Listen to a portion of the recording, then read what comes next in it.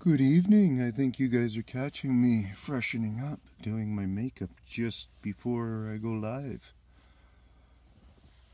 Well, now you know it's not just fully natural.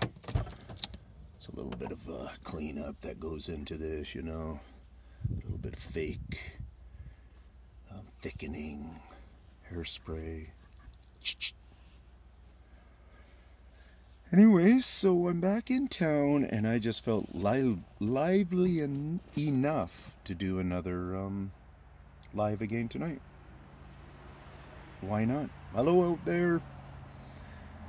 I'm just kind of, Michelle, how are you? Or is that Michael? How's it going, Tinman? Happy I was able to catch up. Good. Right on.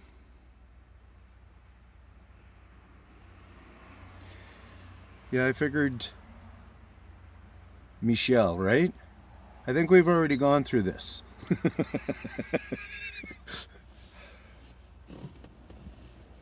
There we go, perfect. English is my first and last language. Let's put it that way. I don't do the greatest with English, so there's not too much reason to divulge into other languages in some respects, but right now my mind's too occupied by other things. So yeah, what did I title this? I titled it, kind of My Understanding. Thanks. My in with these guys. Now, if anybody wants an in with me,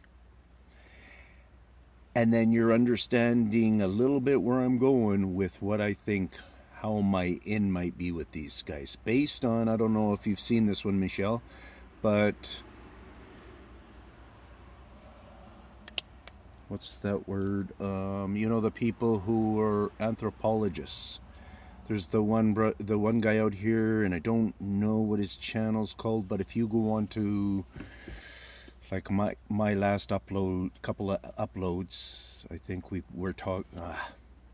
I'm sorry, I'm kind of baffled here right now, but there's somebody who's just done a good vocalization breakdown of one of my videos, and because of that, on his video there, because of that breakdown, what was I going to say about that? Oh yeah, so there's this video out there that's called A Day in the Life of a Tinnitus Sufferer. I think it's something like that. A Day in the Life of a Tinnitus Sufferer. Something like that is the title of the video. It's pretty short. It's this older guy that does it. It's a really well put together video. I used to actually, I don't know why it keeps flashing, poor connection. It's like the greatest connection here. But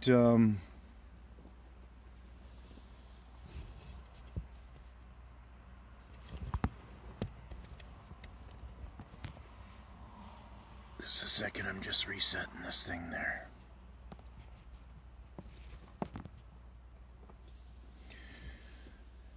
So where back am I? Okay, so that video then, he gives an idea with what he goes through with tinnitus. He sets up a tone idea, a screaming tone that goes through the whole length of the video, but it's in a way set up so you guys can hear it and you just understand what he does throughout his day. He even shows that he doesn't sleep with his wife every night or any of the nights, and how he deals with his grandchildren and so on and so forth. So if you go on to that thing, I just want you to understand this.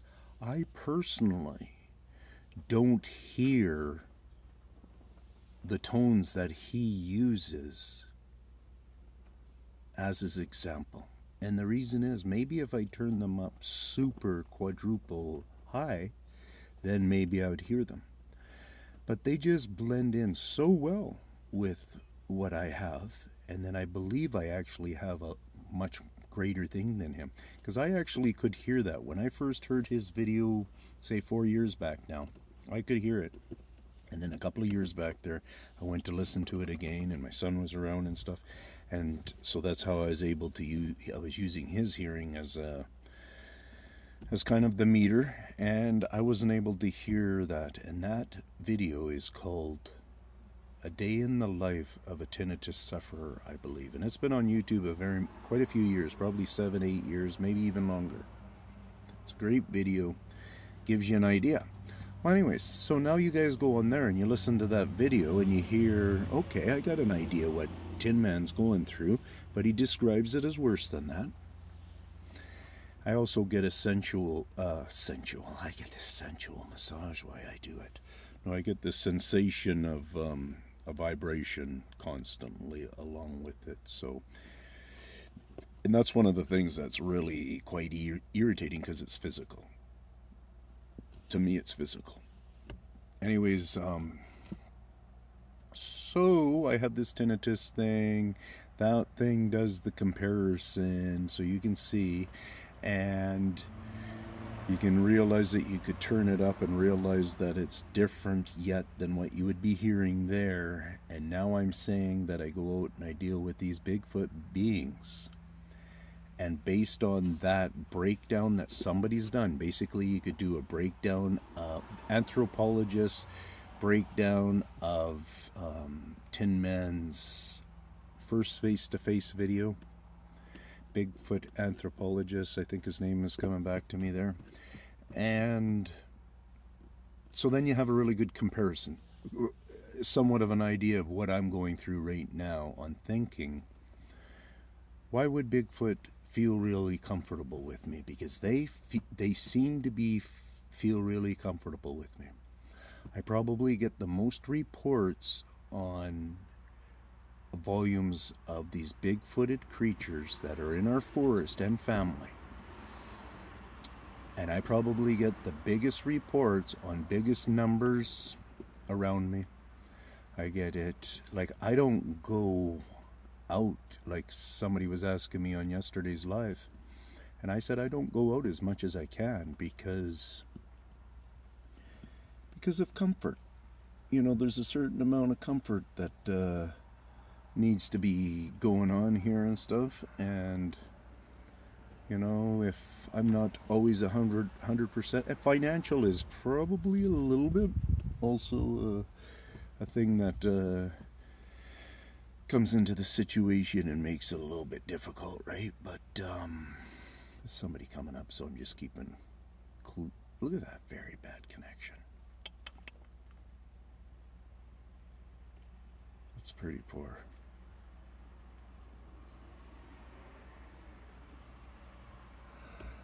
So, yeah, so that's what I'm thinking is part of my is how that would work, I would think, is, you know, like us whistling. There's probably somebody who could do a certain pitch of a whistle and a certain volume and be standing right here and doing it, and other people are going, what are you doing? You know, Tin Man can't hear me. Right? Because it blends in with that ringing. It's not like necessarily my hearing is ridiculously lousy. It's just that with certain tones, if they're going to mix in with these tones, then they're more mysterious. I think you're getting me. So, having said that, these guys test us humans. They mimic things. They do all kinds of stuff.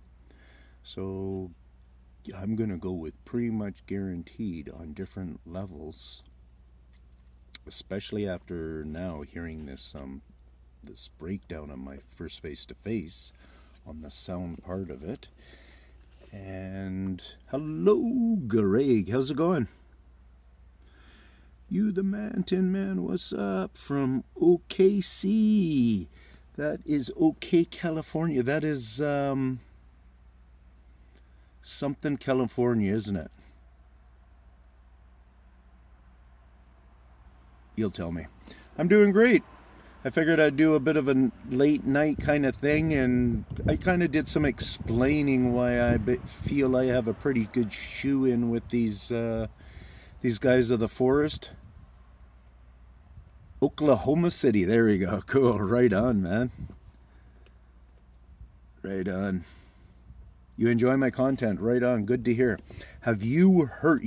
I hope you've watched my first face-to-face video. And if you haven't watched my first face-to-face video, I recommend you go there and you kind of spend some time and you understand really fully why today I'm sitting here doing this again here, right? You kind of understand my last year and a half.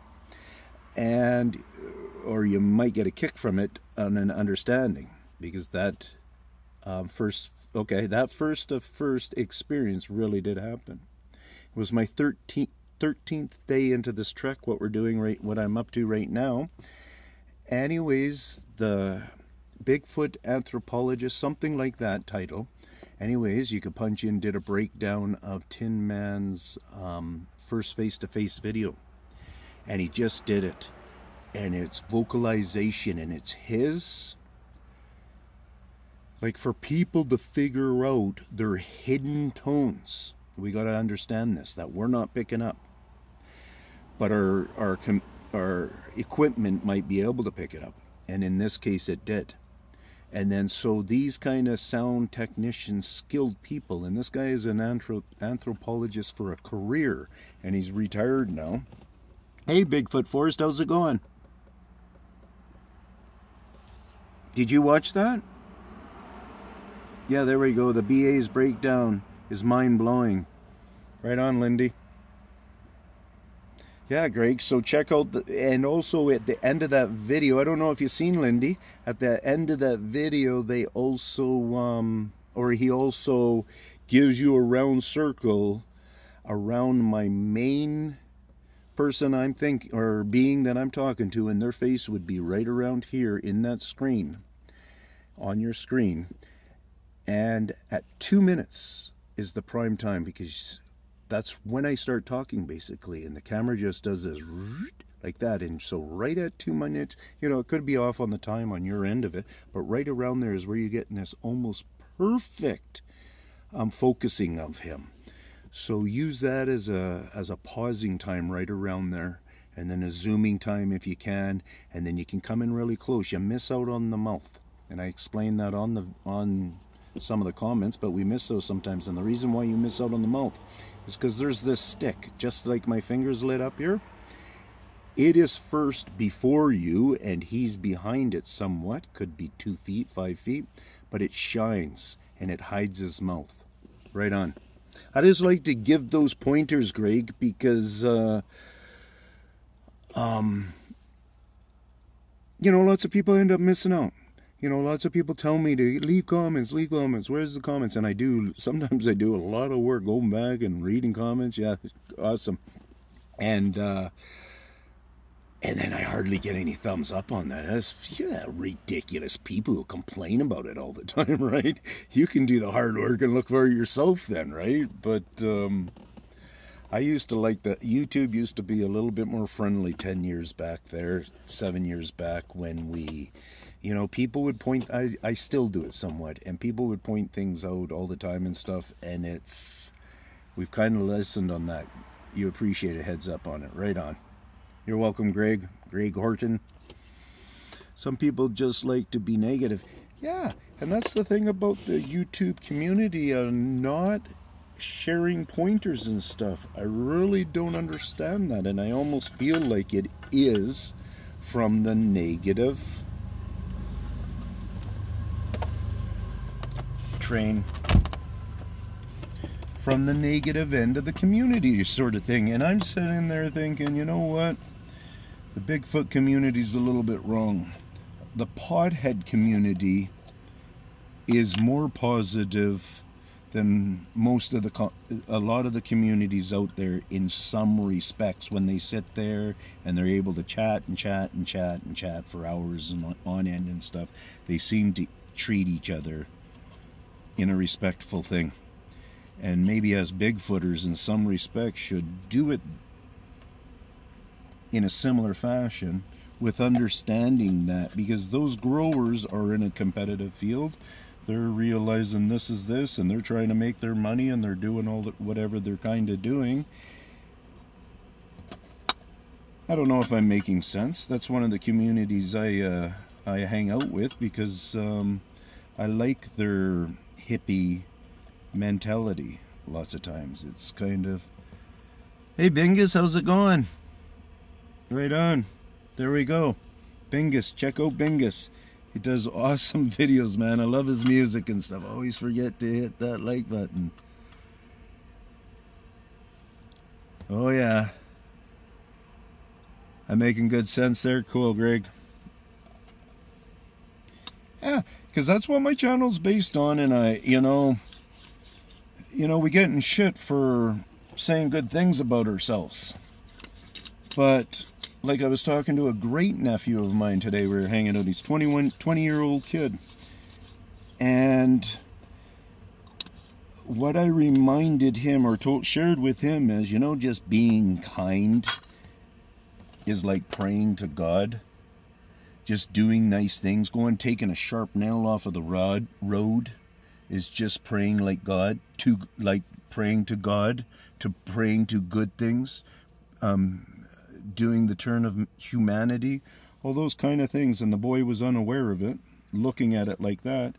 And I said, that's one of the things you only do, is whenever you're doing something nice, just change your focus and know you're doing something nice also at the same time. Because all that does, in my mind, is I believe it starts to line up more of those good things. Maybe it's more work where you have to do good things, but it still is about lining up good things, right? So, and I think that's kind of, with that attitude, has kind of got me kind of standing where I'm standing, doing this Bigfoot stuff, because I kind of, in some respects, don't really understand why I'm so involved, sort of thing. Putting your cart back to the store, absolutely. Yes, sir, there is power in being nice. That's right.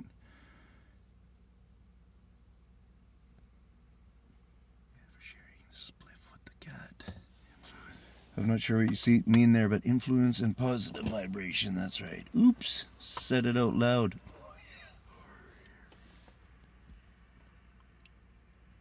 Kinda. Yeah, I said it out loud, eh? Oh, there we go. Yeah, I'm down at the bottom of my barrel right now. If any of you medicated kind of people understand what I'm talking about. That's truly what I am. I became a pothead or an everyday user once I realized that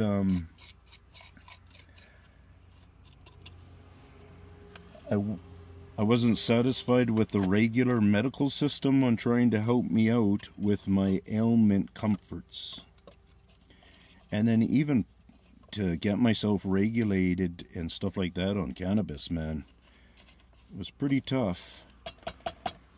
I think I can probably be a pretty intense person sometimes. I'm more coming to realize that now at an older age than maybe I was aware of in younger age. Maybe that is part of the reason why I'm divorced. I'm not too sure.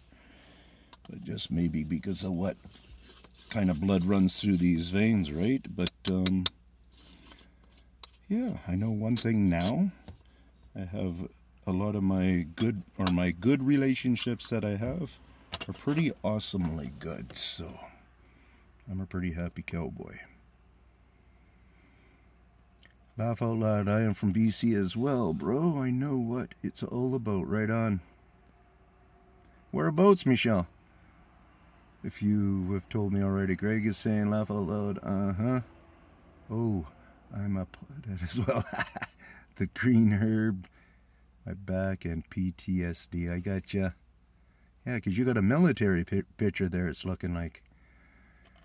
Big Good Force is saying #1 cash crop. Yeah, I hear ya. Oh yeah, I hear ya. I think it helps me greatly. PTSD, yeah. Me too, Bingus. God sent that, Herb, yeah. Oh, you're a mission. Yeah, we talked about that, didn't we? You know, I know... Yeah, Michelle, you're the guy... You're the... Sorry for my memory and stuff, because there are two people, and I even got a third guy mixed up with being in mission. But are you the guy that I met by the... You know, by the shake place? You know, that juice bar. Booster juice, there we go.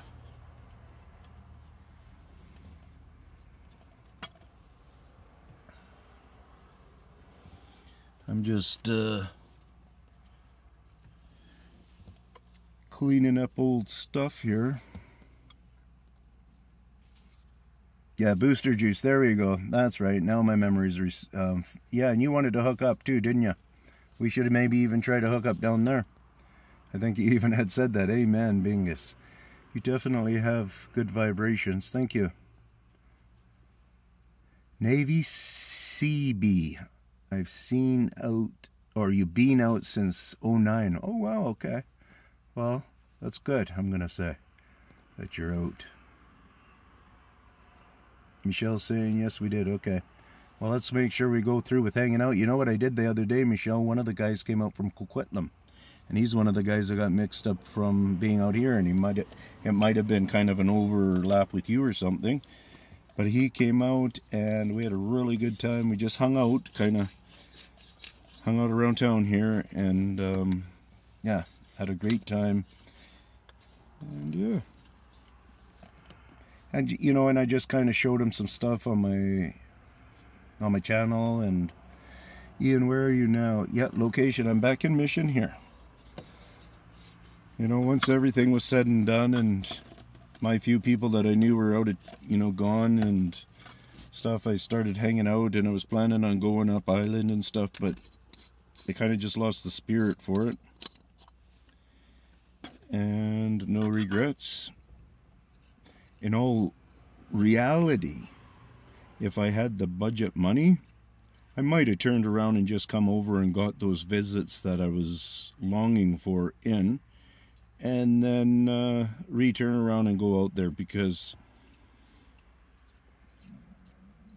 you know, I drove that island a year ago, so I would like to, go to a number of those spots again that I kind of keyed up with on different videos on my channel.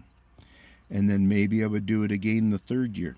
So I still plan on getting out there to the island again. I'm hoping to be able to make a plan to actually minimally make it out to Strathcona Park out on the island. Because I got a lot of history when I was in Victoria and stuff from these beings. The history is nothing like, so when you guys are knowing, oh, here's Ian talking about his his scientific understanding or wherever he thinks he is on this, well, it's way less here than it is over there, and I'm talking way less. I'm talking 50% maybe less. So that tells you something about numbers in a big way. And that's part of the reason I want to go to Strathcona Park, is because it's ginormous. It's on the island. A number of those islands, when we're coming back on the ferries and stuff, the language that I tell you guys that I can really recognize in trees and stuff and from afar and stuff like that, it's all just speaking Bigfoot stuff. They are swimmers of some sorts. And if they're doing that kind of squealing stuff like on my video, it's almost like at whale levels or something, I would guess, maybe. Like I say, I'm guessing, lots of these things that I've come across, different things that I have different answers and stuff. We can say I'm guessing, but I'm also guessing in an educated way where I have this education on this stuff going on. And I'm telling you guys how it comes out. And sometimes I'm saying, we're just going to need to know the truth with that. We're just going to need to know the truth with that, if it's involved or not. But like I've been telling people more and more as time goes on, we are right now in the middle of a conversation that is, it's a new industry. It's a new industry. It's no longer just this industry of these Bigfoot signs around in different places, and they have statues, and we get to make little keepsakes, and we'll sell a few books, and we're going to have these footprints and stuff like that. It's no longer like that. And I recommend to any of the people that I'm not way off on my stuff. And if I'm not way off, then keep watching my channel, because you learn to get to appreciate them different, see them different, understand them different, be with them quicker. You know, the way I do it is kind of almost like, in a way, what I see a lot of Bigfooters do: get into their area and then just cut through the yard. They just keep cutting through everybody's yard. Just keep walking, keep walking, keep walking. I don't do it that way. I figure out where they're living, and then I keep hanging out in their yard. My very first 3 weeks, remember I talk about that so many days, so many times, 21 days or something? That was in my habitat number 1, and I broke it up into 3 parcels. It was about 15 acres. And yeah, I kind of almost, in a way, lived with them for a week or whatever. You know, those 3 weeks, I should say. So it's quite, your mom's from Victoria. Oh, right on. Yeah, I'm up in BC, yep.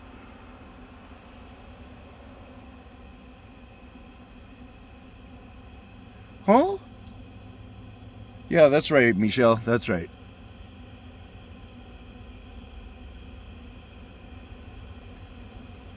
And then Bigfoot Forest is saying, yes, this island is so pretty and has many things to see. Yeah, Strathcona Park is mind-blowing. Yeah, you've been there. I Google map it. Wow, yeah.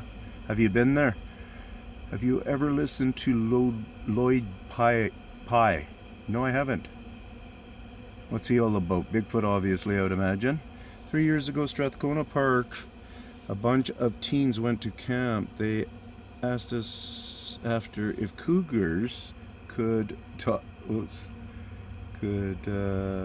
cougars could talk, because 2 cougar cubs were up in the trees mimicking all they said.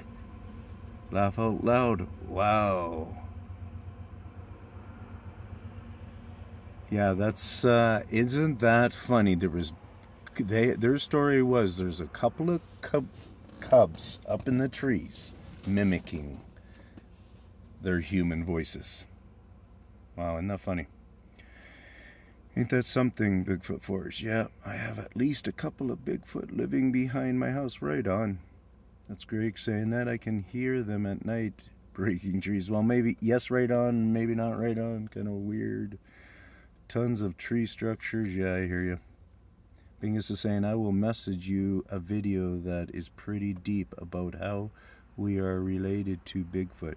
Oh, yeah, okay.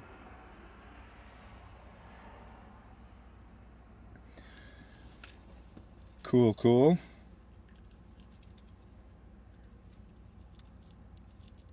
So what I'm going to just do, because you never know if any kids end up on here or anything, right? So I'm just going to go like this. Hit this button right here. Whoops. I hit it twice. Hit it right there. There, you guys can kind of see where I'm parked here. Michelle might be able to pick it out.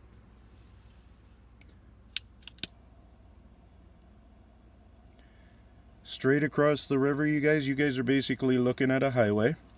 And then we got the Fraser River there. That light out there, that bright light, if it's moving, it's probably a boat on the water. I think it is moving. And then those other kind of dimmer lights you see over further back there, those are just on the other side of the river. They're around the dike or around somebody's farm or something around there.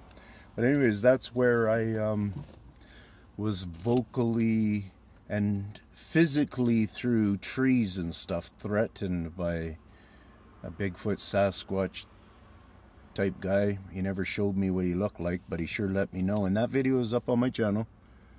If you go to my my 100% guarantee thing, you'll see it.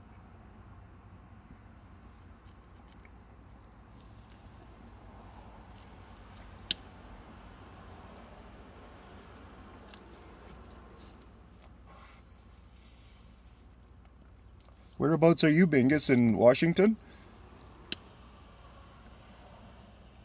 Thanks very much for the thumbs up, guys.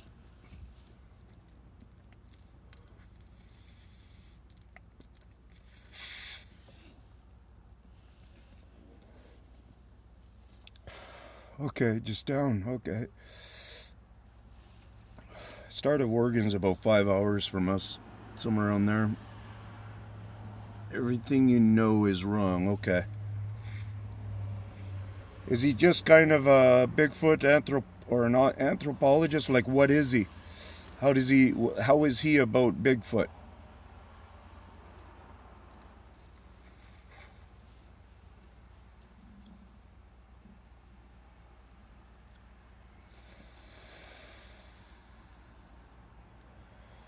Because I find what I've come to believe with my own research, he goes on the altered human DNA. Okay. Because what I've come to believe with my research and my findings, and only mine, I haven't found it as deep in anybody else's findings on the amount that they work with trees. Like in my findings, I pretty much say to people that if Bigfoot don't touch every tree on Earth, they at least, from my findings, at least want to. As bad as an ant just wants to do what he has to do in his oh, I guess that's a car on the other side of the river, I think. Or maybe it is a boat. Probably somebody fishing. Anyways, yeah, as much of it as an ant just is made to do what he's doing, you know how they just take on certain jobs and they're just like that? I believe Bigfoot, the beings that I'm seeing playing with the trees, that's what I get from them, is they don't have to touch them every year. They don't have to come back all the time, is part of the message that I received from it.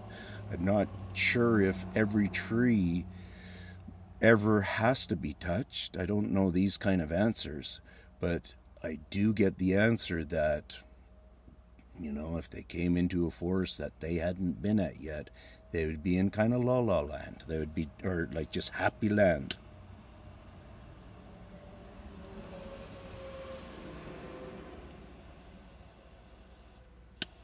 Yeah.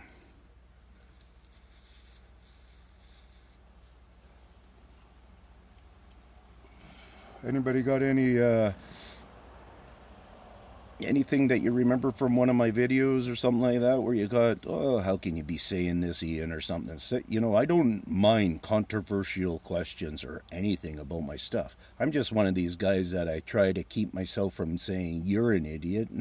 And you know, I appreciate when people try to keep the same thing where we're not really doing something to piss each other off. We're actually really saying, I don't get how you can say this. Like, you know?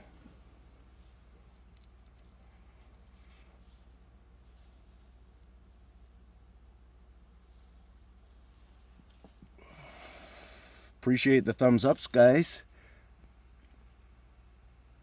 Have you seen the nearest of you video of Mr. Bigfoot is?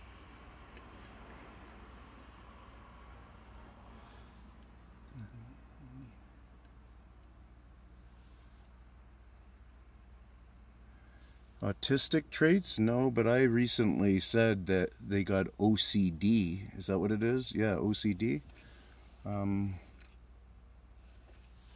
Syndrome, you know? Is that what it's... I think it's called the OCD, right? Somebody will punch that in there, the meaning of the So that was Greg saying because I read this out loud because when people watch it afterwards. So Greg is saying, have you seen the nearness of you video on his theory that Bigfoot has autistic traits? And I think he's probably talking about Lloyd Pyle. And I'm going with nope, obviously, because I don't know who Lloyd Pyle is. Rattling in the cage of the indoctrinated mindset is critical. Yeah, I hear you on that, Bingus.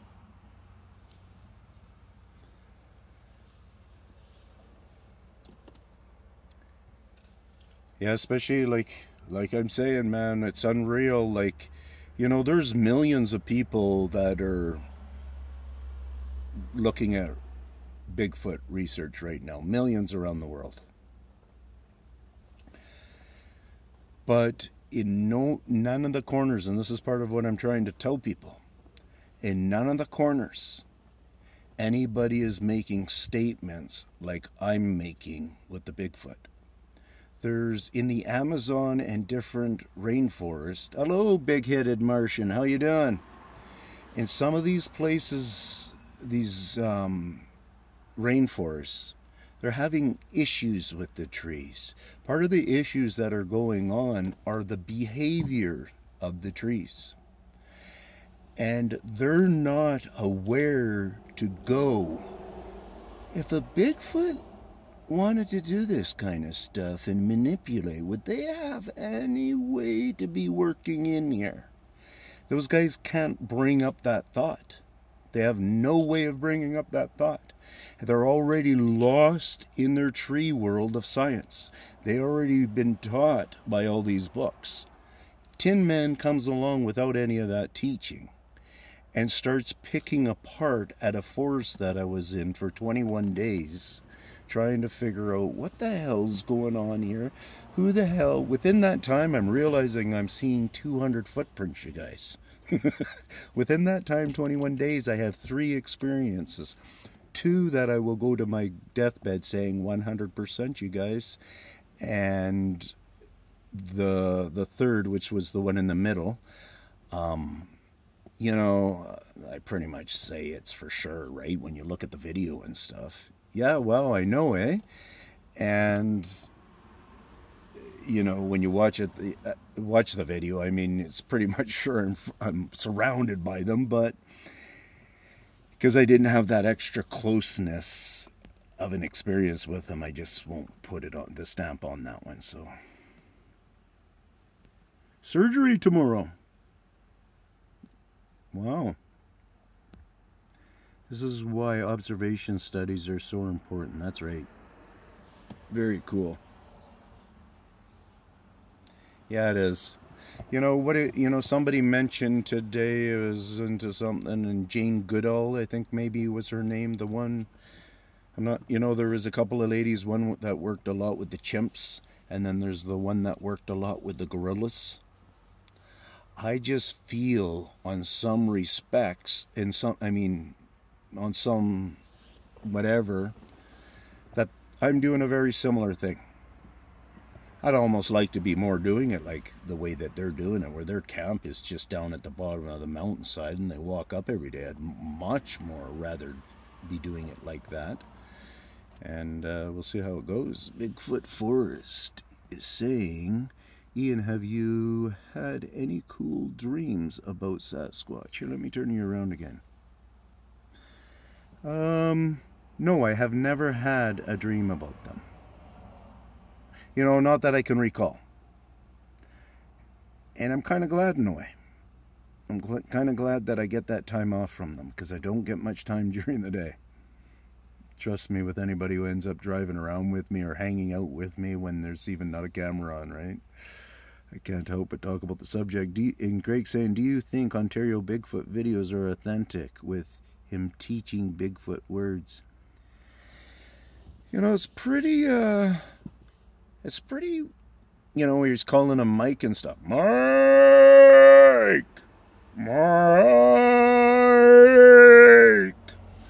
Like this and stuff, man. Like, I find it very fascinating. and such, and I don't know. For him to say, because I think if I recall right, I only watched a couple of shorts or a couple of the videos or something, but I recall when the guy first, say the Sasquatch is what I mean by the guy, first said something about the word love and stuff. And this guy, the Ontario guy, I believe, if I'm right, he went on to, unless I'm getting people mixed up here, but I don't think so, he went on to state that he picked that up himself and stuff. And so him just putting that out on the line and stuff, kind of makes me lean towards he's seeming like he's being pretty honest about it. Yeah, laugh out loud, that's the one, eh? And when you are near Sasquatch, do you seem to have extremely calm mind? Yeah, I do. There's been times where I've been going into a setting or something like that, and my mind didn't feel very calm. And there was even a couple of times where I just decided, I didn't feel calm enough, so I left. But I almost think that if I would have continued to go in there, I probably would have calmed in my mind. But yeah, those, my experiences I had, like if you go to my big baboon-headed male and you watch the one that's like 12 minutes long, it starts around 3 minutes when I bump into him, and it's kind of neat if you listen to my words, because I'm giving my subs an idea of what a color to look for in the darkness. I'm sure you get this with the dark blackness of it. So I'm saying, you see that blackness over there, and I'm pointing the camera over there. And I'm saying that, and it's funny, my words are almost like this. That's kind of the deep darkness that you're looking for. But that's nothing. And as I'm starting to say that, but that's really nothing. And as I start to scroll, I'm going this way. As quick as I'm going this way, I just come to his head and everything, and I go, except I'm wrong, or whatever I said. And that's where it kind of really begins. And that's the guy you got to figure out. He is very hard to figure out. There's few people who actually figure him out. And because once you figure him out, he's going to blow your mind with what he actually looks like. Blow your mind. Anyways, so, yeah. Have you ever experienced fear out of... Oh, yeah, so we were talking about that then. So in that, with that guy, it got to a point where, because like I said, it's a 12-minute video. And then I even turned on my other camera at one point. Don't recall if it's after, and I might have had a little short video. So I have them on video for probably a good 10 minutes of time. And he moves a few different shifts he does. At least 2 different kinds of shifts. So it's all real. To me, it's 100% real. I'm not telling anybody to convince him. I know he moves. I know he moves his head. I know he moves his right arm. I know he moves his left arm. I've studied it enough to know all that stuff goes on. I can see it with my eyes, not a issue with that part of it. And he looks different than anything that I've ever seen anyways. Not necessarily about what people say they've seen. So there's probably people who maybe would clue into it and say they've seen them and stuff. But we'll see with that. But yeah, so I don't recall, but when you're in that video and you're watching that video, I come to this spot where, at least one spot where I go, this is enough, Ian, this is enough. Like I'm giving this guy too hard of a time. Because there's something that just came into me like, holy shit, Ian, what if he's just mad? Like, what if he's just, like this kind of thing. So I just realized that, and I gave him a few second break, but I couldn't shut it down. I couldn't stop then. And then I had to come back to him a little bit again, right? And you'll see it in the video, so it's pretty cool.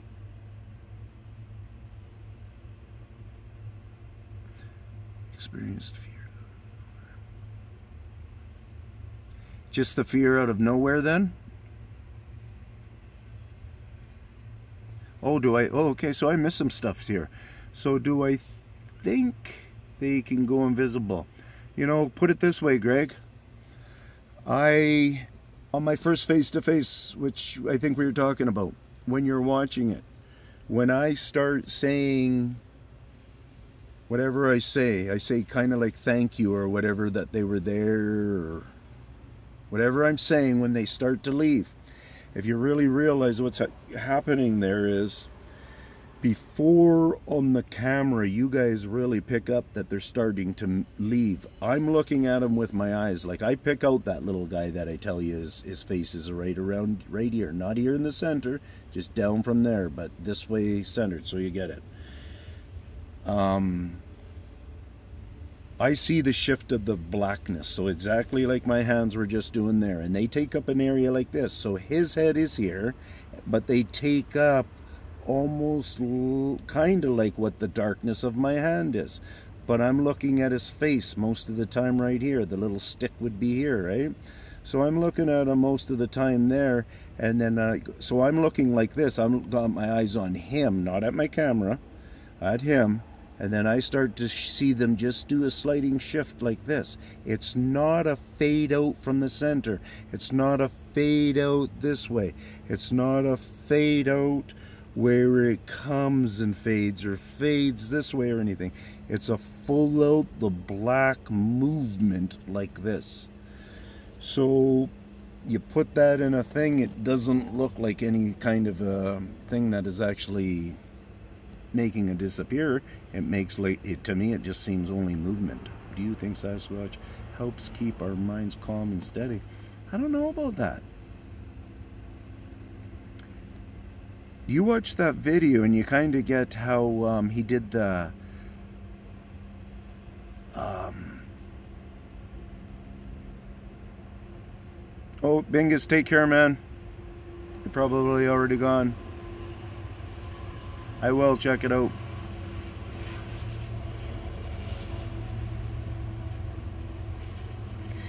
Yeah, I hear what you're saying. So you're wondering if there's a way that they keep it calm and stuff.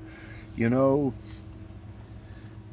I would imagine the ones that like you, especially around your place and stuff, it sounds like you have a relationship for many years going on. So there's got to be likeness, or else you would know that they don't like you is the way that I would look at it.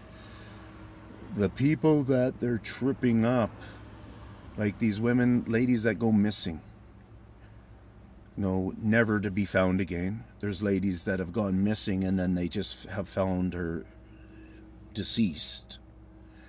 And then there's the ones that have been walking around for a couple of days and we luckily find them, or somehow they luckily got out of there. Yeah, there seems to be that opposite almost of what you're talking about. So I can see, and I kind of, especially after this video that we just watched tonight, which that with the breakdown of my first face-to-face. There we go. Have you ever experienced fear? You've experienced fear, yeah. I'm not saying like okay, my voice guy over here on the other side of the river, the guy, so this is how it happened. It was about, I don't know the length of time, but it's somewhere over around a minute and a half. His first couple of noises, two little beep noises he does. Well, one little noise within 1 second of the video, and then at approximately 3 seconds to 4 seconds is where it's a bigger growl. So he does a little growl, or another one does a little growl, and then this one backs it up with a bigger growl. I just don't make out the growl very well. I'm scuffing my feet, I'm making noise, but I got my camera on. Soon as they do that noise, and I'm even kind of surprised that's what caught my attention, because that never came into my recall of that's what caught my attention. I remember just having a feeling at the very first, there's something there, I'm pretty sure I heard something. So anyways, and this is my night one. It would be under my 100% videos, and it's a night attack, verbal attack and stuff like that. So anyways, I kind of say maybe something. I over 10 or 15 seconds, then I walk across the dike. So I'm up on the dike, but I'm on the corn side looking at the corn. So I walk over to this side of the dike where they're down by the river there, and I had just walked that lower trail. So I'm up on the dike. There's the lower trail that does this. I walked that. So they were either following me there, because I knew I was being staked out afterwards, 100% I know. And the reason I know this, I'll just throw it out there, is because approximately 45 minutes earlier, way down beach, I found a footprint that was fully fresh. We're talking September, November, whenever we're talking there, a barefoot, human-shaped footprint. It was, if I remember right, it was about 9 inches. It was right behind me when I turned around with my flashlight. That video I want to find. I know I videotaped it. It's a matter of finding that videotape. I don't think I ever uploaded it. Anyways, and that's why I know they really were stalking me, right? So they stalked me there. Were they in that spot before I came there? I don't know, but I stood there with a camera in front of that area, and I'm going, yeah, I don't think they've really been in this bush much and stuff. And then I go down that trail farther. I go up to the top of the dike there. I'm walking back, checking out the corn. That's when I come over here. The guy does his first growl. I come over closer. I'm going, what the heck's with you guys? You know, kind of what's going on? Like, just... I don't know how I was able to do that. I really don't understand it. I'm hearing huffing and puffing. I can't recall that stuff very good anymore. If I hear it on the video, I recall it very well. Like, I admit I never heard his first growls, but I heard his freaking last growl. And I knew there was a build-up to that growl. And I knew with my common sense, okay, I've pushed him far enough now. I've teased a lot of dogs. I've done a lot of things. He was in enough control that I heard snap, snap, snap. You know, it's, you know, whether it's a snap or it's a thrash like this, it still is kind of that snapping, thrashing kind of a break. It's not, you know. But anyway, so that kept on going on until, like I said, over a minute and a half or so, it raised in the growling part of it. I say, okay. And left, said, okay, I'll leave. And then just up the trail, I started doing a little bit of challenging again.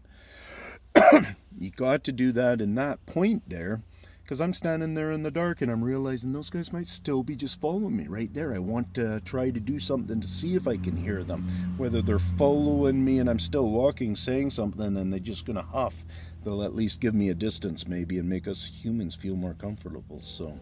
And this is frickin' real stuff, guys. This is real. I know most of you that are probably here right now watching really kind of tap into me and realize, wow, this sounds, and I'm getting him on the realness or whatever. So I'm not really saying this to you. I'm saying to the new people that might have spent the time and watched this video, that I am not a bullshitter. I've had unbelievable experiences.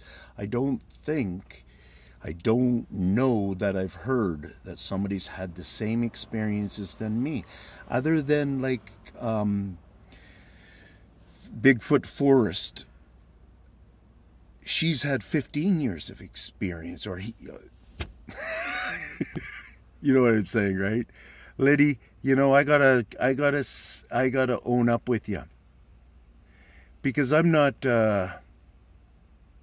super up on names and everything. I have to admit that I've never known if you're a male or a female.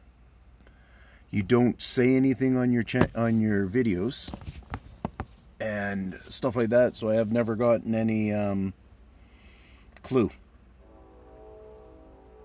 So you can let me know, Bigfoot Vancouver. Let's see. Yeah, well, you know, Greg, I've talked about some of the missing women around here, especially the one that happened over here at the Abbotsford Mill Lake. She was 5 months pregnant. It's out water. You know, I will always speculate something's going, like, I don't have I easily will bring them into the picture if there's a body of water there. Don't know, but so many of the things that They know water. They understand water great. They change water flows. My mind goes big enough on this one, guys, as weird as it sounds, that when we look at the Grand Canyon and we look at those upper walls on it and stuff, they don't look water formed. They look fract formed. They look broken form. So, and I watch these guys around our rivers. I watch these guys around our streams and stuff like that, where I see their work, I should say, around all these different spots. And I've connected it with the work that they do.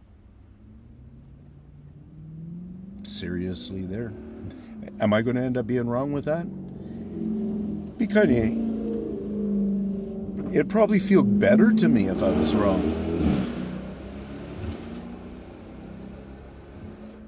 It really would probably be better if I was, feeling better to me if I was wrong.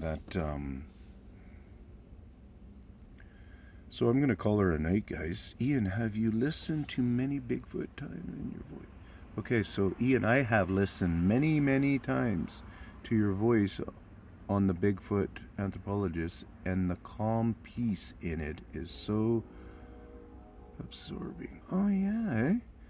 Comforting and deeply authentic. Stunning example of a beautiful encounter. I hear you. I appreciate that insight there. That description there, because I wasn't going there. Like, I hadn't thought about that end of it. Like, I know that I've thought about that I was fairly comfortable and so on and so forth, but I hadn't thought to look at it in that video, and I appreciate that. Cool. I can always feel them watching me. Can you, eh, Greg? Yeah, the Bigfoot have to dig your beard, Tin Man. I wonder about that. You wonder what your shoe-ins are, like what your good things are, eh? Greg's saying he can tell that I'm 100% authentic. I try. The best way to capture a Sasquatch, okay, this is Big-Headed Martian, is to put a capture him that way. I thought you were going to go with the net and stuff or something. On your dog and put backwards. Also sitting in a hot spot and set up a few mirrors and using curved mirror again. Big-Headed Martian, if you sat beside me, I would show you a dozen different Bigfoot easily on a few of my different videos. And then you would realize that you can do it without a dog too. What's up, Hollywood? Where's Hollywood?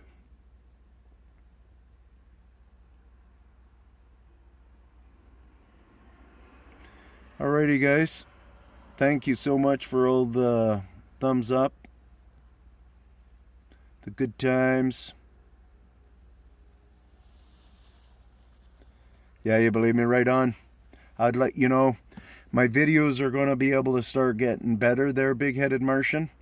So I might even end up, I'm going to get to a spot where I'm going to pull up off of a whole bunch of my different videos, just that little spot that shows that guy, shows that guy, shows that guy, and make it into a short, 2-minute video where it just goes tick, tick, tick, tick, tick, and it's showing real, where you definitely will be able to go yes, yes, yes, or you'll go, what, they look like that, stuff like that. None of this stuff where it's like, it's totally just like, oh, there he is, but you see his hat. You see his hat? There he is. Look, oh, now Mark's on here. Now I guess I have to stick around for a while. Hey, Mark, how's it going? Uh-oh. I think I had something sitting here, and I might have lost it now. Darn it all. Oh, well.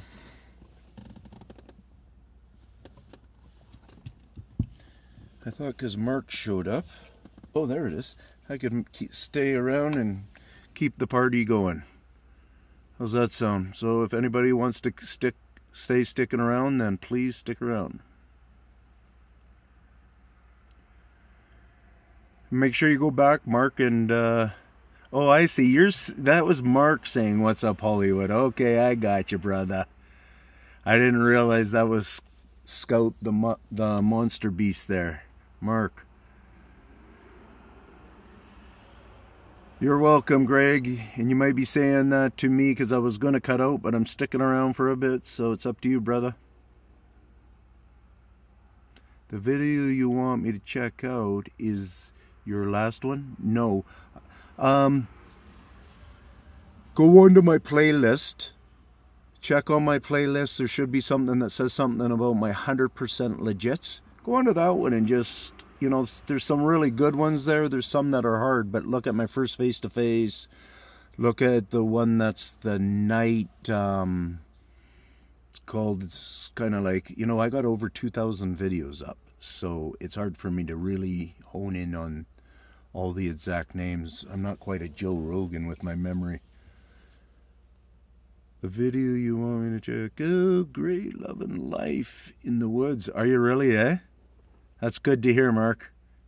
Keep being safe, man. Don't let your guard down. So the big-headed Martian is saying that he's seen one in the Provo Canyon, Utah, in the 1970s. Right on. Greg sticking around. Mark saying, hell yeah, I'll ride any Sasquatch. Huh? I'm joking, he didn't say that. Got cold here. Oh yeah, nipply, eh? Yeah, it was, I'm glad because you can see I got my door open and stuff, and you know, I even got my sleeves rolled up a little bit on my jacket. I know, you know, I need to wear my jacket, but at least I got my sleeves able to roll up, you know, and feeling a little bit of the air. 100% legit face-to-face. Did you watch that? Or you've seen it? Yeah. Yeah, 100%. Yeah, legits. Yeah, there we go. Yeah, that kind of stuff. Mud fossils. New study. Nice. Interesting there, Mark. Are you talking about because it's so cold they're just kind of frozen maybe prints and stuff like that? Or are you talking about you're actually thinking you're finding things that will be real fossils that were done in mud? It's kind of neat. I got 7 people watching and 7 thumbs up right now.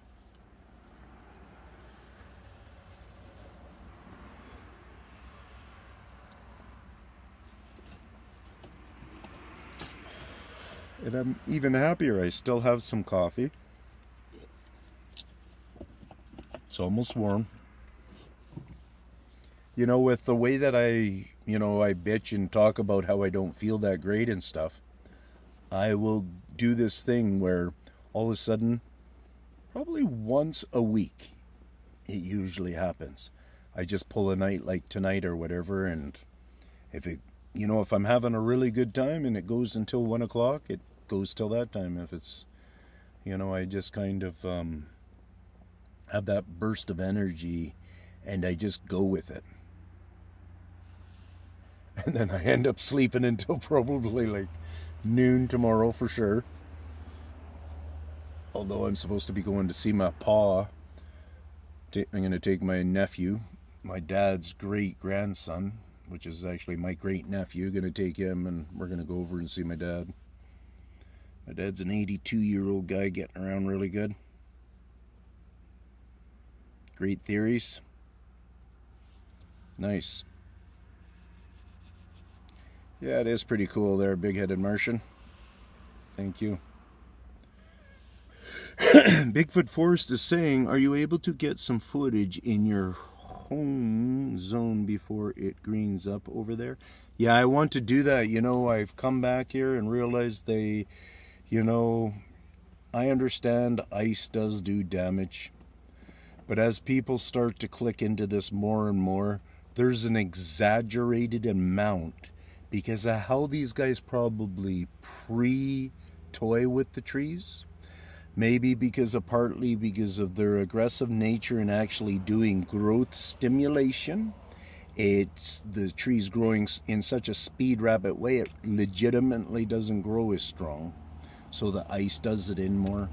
There's going to be different factors in there, but guaranteed we will see that they somehow do that. So I have a theory here, you guys, because I'm back here a second time. And what they're doing to me, like if I were to say, okay, this is Bigfoot breaking a lot of branches, what they're doing in tons of the areas, they break them down. And if they did that again the next year, and when this happens, and because there is that spike in growth, when we become to our spring, all those trees are just blooming with leaves. Like I don't know if you recall this, but the last 2 years, there's been a spike in our leaves. And this year, it will even probably spike higher than last year. But I can't count those numbers anymore. But over the last couple of years, there's been an obviously visual part. Some people, I'm sure, people who are out there, I didn't rake this many leaves this year. The truck guys who are out there having to suck them up or whatever. What's all with the extra 300 trucks we had to do this year? People aren't thinking about this, that is weird in a phenomenon way. They might be thinking, oh, it's just an ecosystem way. This guy standing right here said I was looking at this stuff before I even brought ecosystem into the picture. Anyways, so a lot of foliage on the ground, guys, means a lot of moisture being held here. When you're in an area where there's lots of canopy like this, and there's all that moisture going on here, doesn't matter, we don't get super hot here, but even our heat thing probably just stimulates this breakdown, and it helps hold it around here. So in other words, I think we're, in a way, it's almost like I look around and I think to myself, could this be a way that they're trying to get this part of the world more into a rainforest mindset? And because that is part of it, and that is happening, and our weather system is going through a buzz change or something, now all of a sudden over the last 2 years, when a certain cold thing hit us, we had that weather where a lot of branches, everything just froze up with around half an inch on average thickness of ice all around. So that's like, is that like saying an inch of ice all the way around? I don't know. But a half inch all the way around so many things. So we're talking even little twigs would be soaked with a big ice cube like that. And so if you think about it like that, there is zillions of tons hanging onto the trees and stuff. So you can expect things are going to be breaking. But I'm saying in part, can that change in our system here of these two freezes? This year it happened, and last year it happened. Devastated tons of trees, almost in a comparable amount. Could that be a factor that might even get worse next year if these guys perk us a little bit more rainforest? You follow me? So that kind of a science kind of a... that's the lesson we're getting. That's what I'm kind of seeing. So then you guys in those drier climates, like Mark, you walk around there and you're walking around in a lot of dry leaves still. I walk around in a lot of moisture. And you don't have a thick green canopy where you're walking. I have thick green canopies everywhere. And so you think to yourself, is there been tons of extra composting going on? Can you see extra composting? If you can see extra composting, and then you think to yourself this spring, hey, there's extra plumage, if there's extra budding going on, if buds are at the smallest of nothing coming where you wouldn't think, why is a bud, follow what I'm saying? So in other words, say this tree, it always buds here, but then you're noticing even buds down around this area about it. Be aware of those kind of things, because then that can go from that. You might notice it on other plants and stuff. So, but I really have a strong feeling that this, right, coming from this simple of a guy, might be a real thing to be thinking about. I think the science-minded people, like the real scientists out there, we're not the ones that really get to put all our stuff in all the great science books and so on and so forth. That'll be all robbed from us. But what I just said here, it's going to pass their mind, I believe. I believe it's passed through my mind. Me, I get to talk about it a little bit more because I have to research a lot deeper than those guys, because they've done all this study and research and they already think they'll have certain answers where they can. Like I heard, any of you guys that know big names that are going around right now, there's Jordan Peterson going around. He's a Canadian guy, and he's a really smart guy, and he's done this new book where people are starting to really admire him and stuff, where he's a 12-step program just for kind of living life and stuff, and it's probably in a kind of basic, regular layman's way of written, too. And anyways, a lot of people are following him like he's a today's genius and stuff, right? Solves a lot of people problems. I heard him making fun, I believe, of probably another big science-minded, smart guy about, so I'm hearing him say it, Jordan Peterson, and it was kind of a joke, made fun of this guy that said something to the effect that bees couldn't pollinate all of the stuff. I don't know if he said they must have help, or there's got to be a different way. I don't recall that part of it. But before I even heard that, months back, I was telling my son, I was just talking about this with one of my sons today through text, that back, I don't know, 9 months ago or something like that, I thought, maybe even said it on one of my videos or so, that I believe that I don't think the bees do all the pollinating, you guys. I started saying that. I started saying, I wouldn't doubt it if these guys are science is going to be able to go, that's how those plants got to Australia. We were the stupid people that put animals on our boat, and bugs and parasites and diseases and all this kind of stuff. And here these guys are probably super set up where they don't take any of that shit around the world, but they've helped replant the world and stuff. Yeah.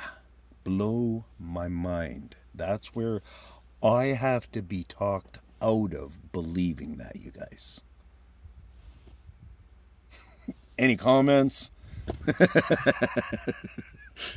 Did you hear me at all? Okay, so let's see where we're at here.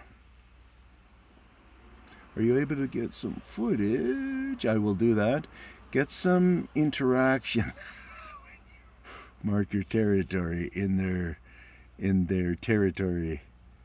Yeah, I will.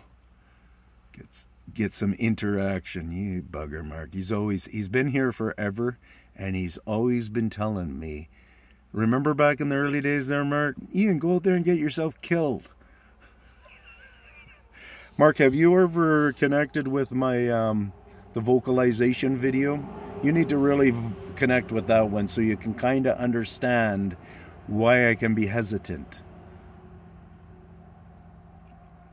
Flooding. Okay, so flooding is very fooling too. Yes, the flooding is because water can be redirected.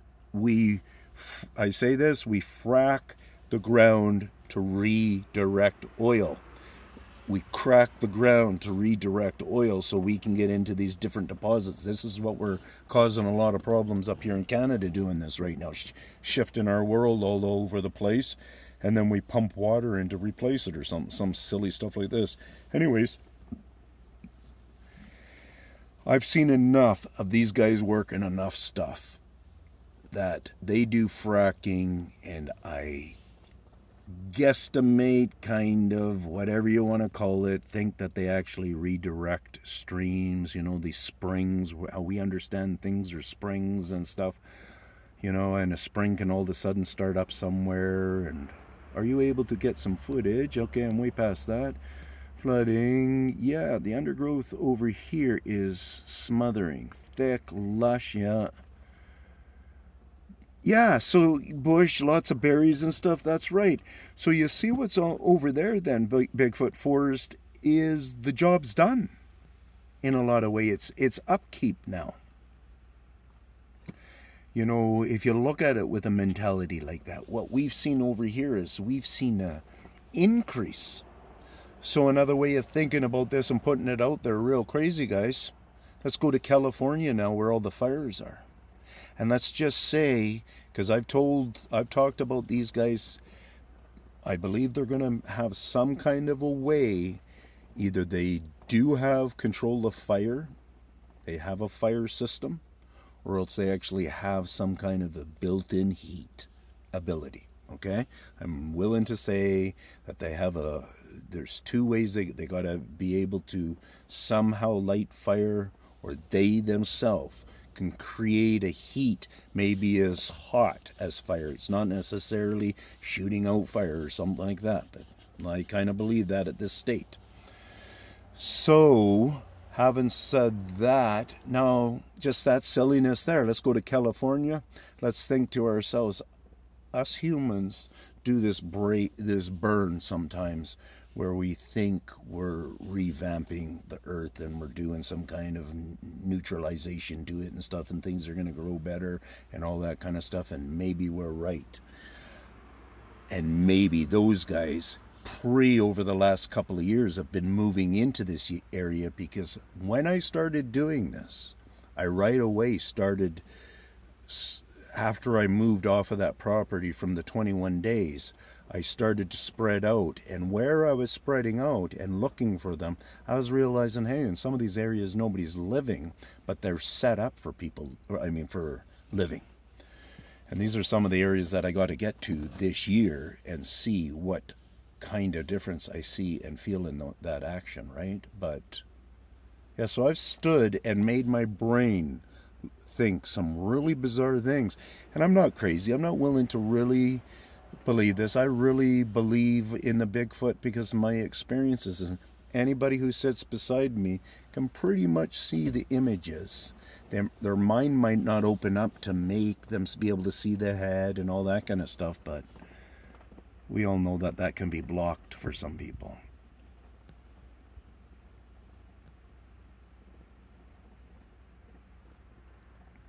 Thinking lots of structures are blinds. Yeah, exactly. I agree with you, Mark. There we go. So Mark's saying, Scout the Mind Beast is saying he's thinking that structures work well as blinds, or are in some respects blinds. And they're also in some respects, they'll realize that they stop us humans. They'll realize that now. They'll realize some people stop and take this machine and look at it for a long time and stuff. And they'll realize some people want to go inside it. They'll realize kids like to play around them. They'll realize different things. And that will help them on their loosening up. I don't, personally, other than those couple of things, Mark, that's what I try to just allow myself to get out of them. More interesting ones or stuff I enjoy, but if you go back to my video that's called The Jungle Gym Motel and stuff like that, that jungle gym is just one of our BC structures. But if you look at that, that's really a structure, you guys. It's just that the trees are, 70, 80, and 90-foot trees. They don't happen to be in a little forest there where there's any small things that they can kind of make small. So that jungle gym there is, it's just our BC Sasquatch.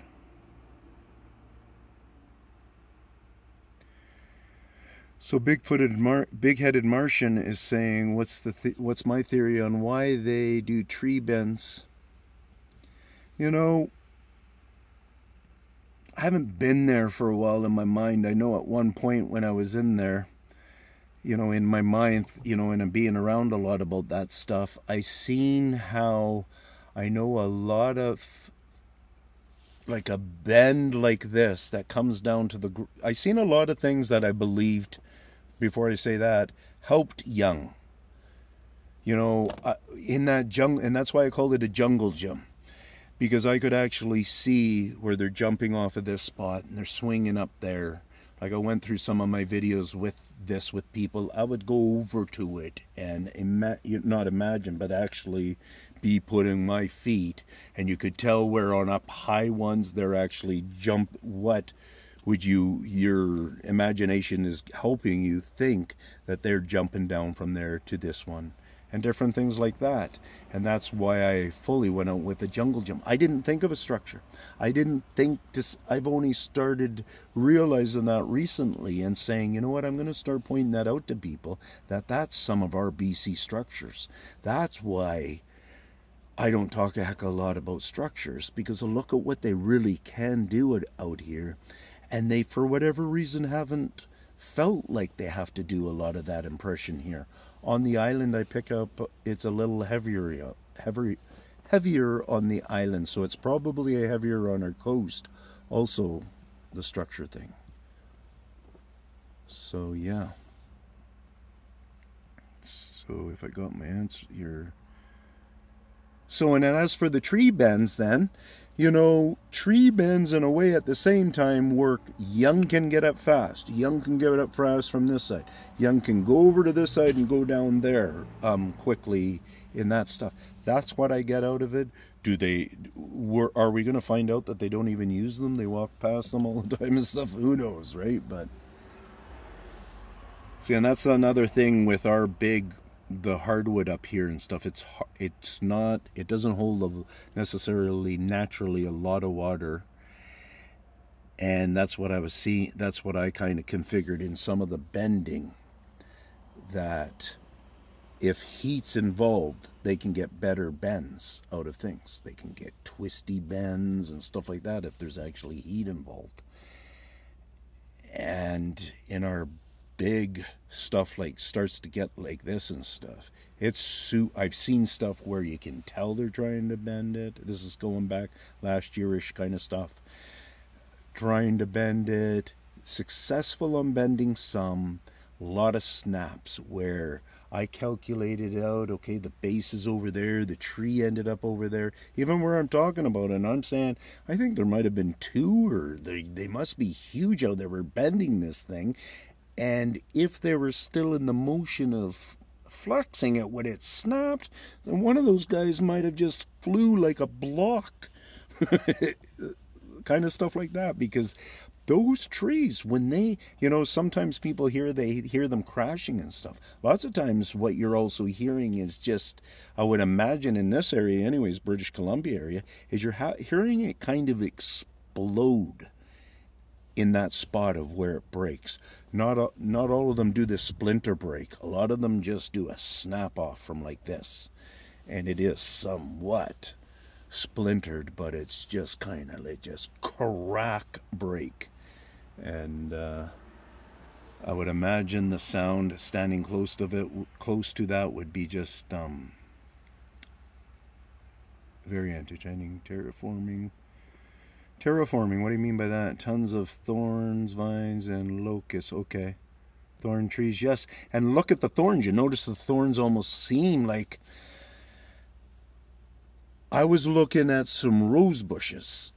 And I remember this when I was a kid from my dad. And how he partly picked that they were sucker thorns. This is only coming back to me right now.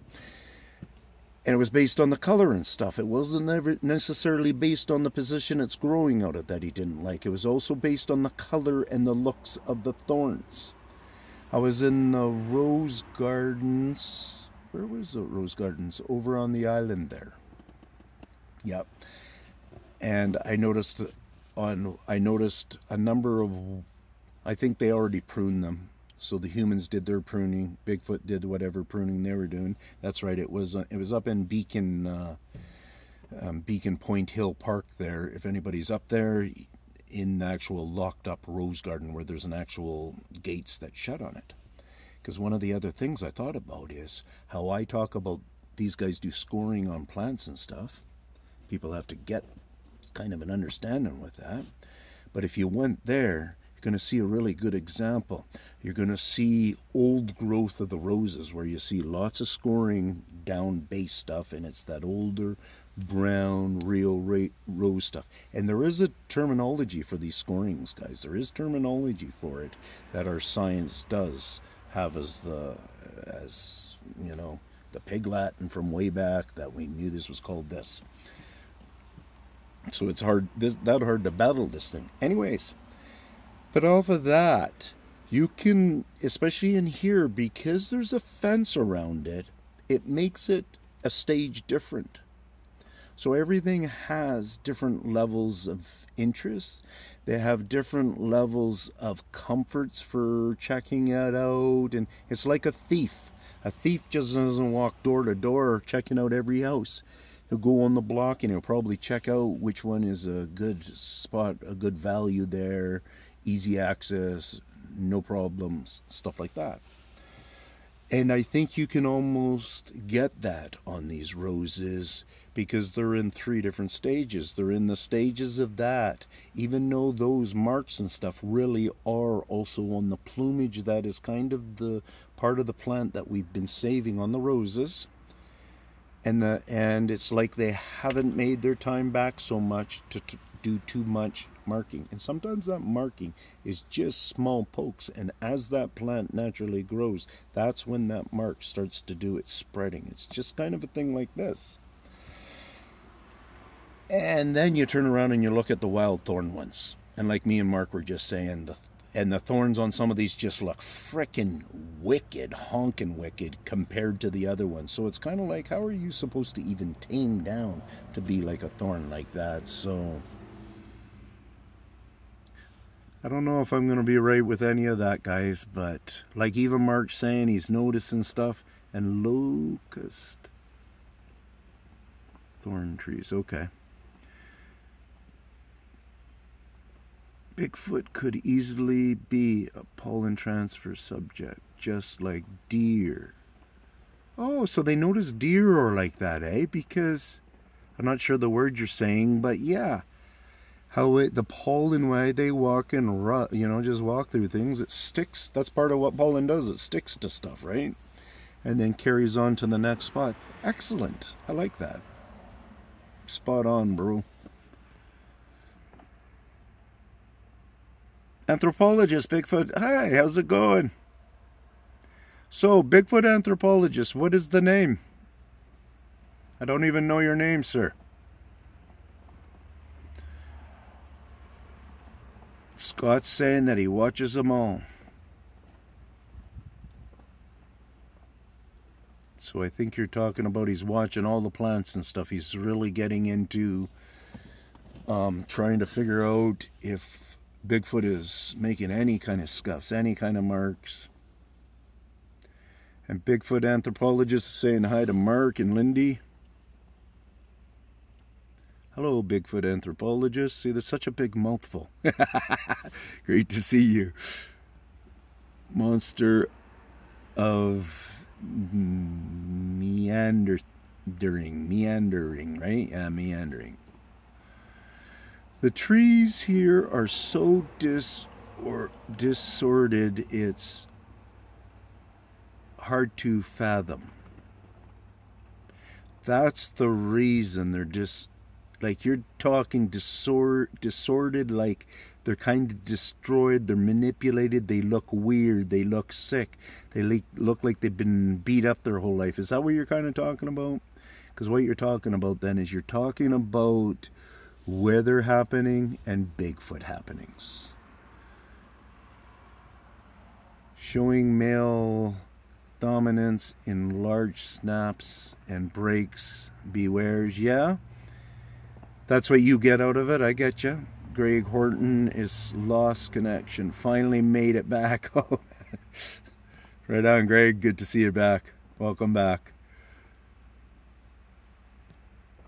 Sub you Bigfoot Force. Right on. Ian, what's your thoughts on them eating bark, insects in the wood, and wood itself? You call Rick. Okay, yeah, Rick, for sure. On all of those. Guaranteed a necessity for all of them too, in probably, a lot of the species. One thing that I notice, Rick, is I don't notice a lot of bark that's left behind. So that's one of the things that the scientists out there, I hope they're cluing in enough to be, when they're looking at these issues and they're realizing, this is one of the things, Rick. The scientists in different rainforests, they're having issues. Around the world, guaranteed, they're having issues with plants that they're not comprehending on. And when they try to come together in any, from foreign lands or whatever, they're both probably going, I don't know, try this technique, give it some vitamins, whatever kind of thing. And they're probably, who knows if these guys, we got to think about this sometimes. We got to understand that mind sometimes. If they're cluing in enough to even realize the bark particles that they're in part confused about, stripping techniques and stuff, are disappearing from the ground. They're not even on the ground. I would not doubt it that many of them aren't thinking beyond what's going on here with the tree. Anyway, so in one of the programs I happen to see, what they do is they actually have to go all the way up to the canopy of the tree to be able to say what species of tree that is. To me, as being a simple man I am, that doesn't make sense at all. Yeah, so back to your thing there, Rick, with, and I've talked to other people about it too. Who have been on here and kind of pick up on it too. It almost seems like they like to get a certain kinds of the wood down to a pulpiness of it, almost like a sponge pulpy even, that I've seen it before, where it really, I got in my little magic box here, I carry a piece, but now that it's so dried out, it doesn't look much like teeth marks. But when it was wet and moist and all that kind of stuff, I swear it looks like teeth marks. So I decided to keep it because it really does stink. Like, I wonder if they just like the juices out of it or if they actually consume it. I've witnessed trees in different stages actually being stripped apart. I have a main tree here that I should go visit because I haven't seen it for 2 months. And see how she's doing.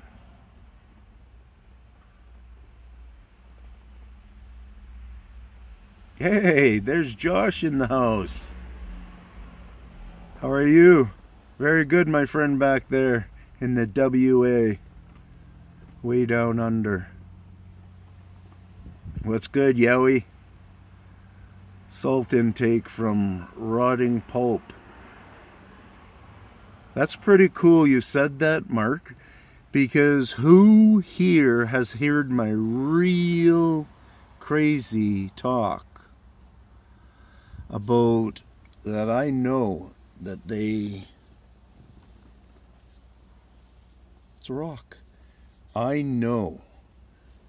I talk about fracking and breaking too much, you guys. I know they break rocks. If you sat them in a room right now, you had one in a room and there was nothing in there, and you put this in there, guaranteed he is going to go over to this thing and he's going to do what he's going to do with this rock. Anyways, I think we're going to masterly be figuring out some stuff about these guys. Look at how straight this edge is. Where are you there? I'm going to try to turn it to the camera so you see. You see that edge and stuff? Straight it looks. I don't know if that's a fracked edge, but it really, I'm going to study the edge around it, all the way around. I'm going to give you guys a report on it and stuff. It was just at a location that I was at, and it tells me that they've worked on this. And, there's a big stone right here. See that big black blob right there? Well, I haven't looked at that one. But in so many locations, just go up and look at a big rock like that where you think a Bigfoot's around and stuff. And you go on and look at that rock, and right away try to determine how long you think that rock has been there. Then you try to determine the weather conditions that are legitimate on this face, on that face, however many faces it has. And as you start to roll through that, you might get more interested in looking at some of those really small cracking lines. Look at the cracking line and see, do you think that cracking line goes deep, or do you think it's shallow and it's actually just being made like a little valley like that? So it cracks, lots of times what happens is the crack starts and then they start to break away at it and start to make it into a valley shape. Is that because their ability to do that energy on each individual or whatever age, is it a different depth they're able to get it into, is what my curious thing would be. So when people sometimes have looked at me when I'm doing that concrete stuff and I'm showing it in the concrete, I'm arguing the fact, how come that crack won't go all the way through the concrete? How is some kind of a weird pressure from up here just lightly putting cracks in concrete? And you're talking with somebody who's, my experience with concrete is quite big, where I feel very comfortable saying this stuff. I don't mind being proven wrong over time, but I'll tell you this, I believe it'll take people a long time to be able to prove that wrong. I think it's, once again, because it falls under the destruction. I really just talk about their destruction. And anything that we call earthly made will be on their list. So in other words, an aluminum flagpole that we make, they aren't super attracted to start to ding up that aluminum flagpole. But the concrete, based on real rock matter and sand matter, and then we got our chemical stuff in there.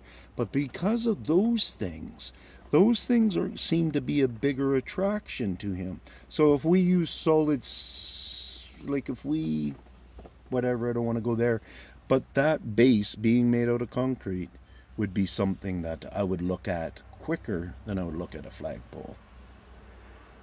That's based on me, like, I kid you not, I've calculated hours and hours and hours, like me myself, looking for hours and hours and hours at asphalt, at concrete, rock, mud, clay, many different things. Anybody notice where I just showed that little bit of a landslide thing going on that video recently? The very first beginning part of it, you almost think like, what's his name? With the claws here or whatever, the Wolverine has almost done a little bit, some clawing in there. If you really look, like even Jay, who came and visited me here, we didn't pre-talk about it or anything like that, and he straight up said to me, yeah, because I don't think I talked in that video. Sometimes I just let you guys, as I've said that before, I let your guys' imagination try to grab what Ian's trying to, or Tin Man's trying to say in this, and so on and so forth. So, awesome. Uh-oh. This time I think I did lose it.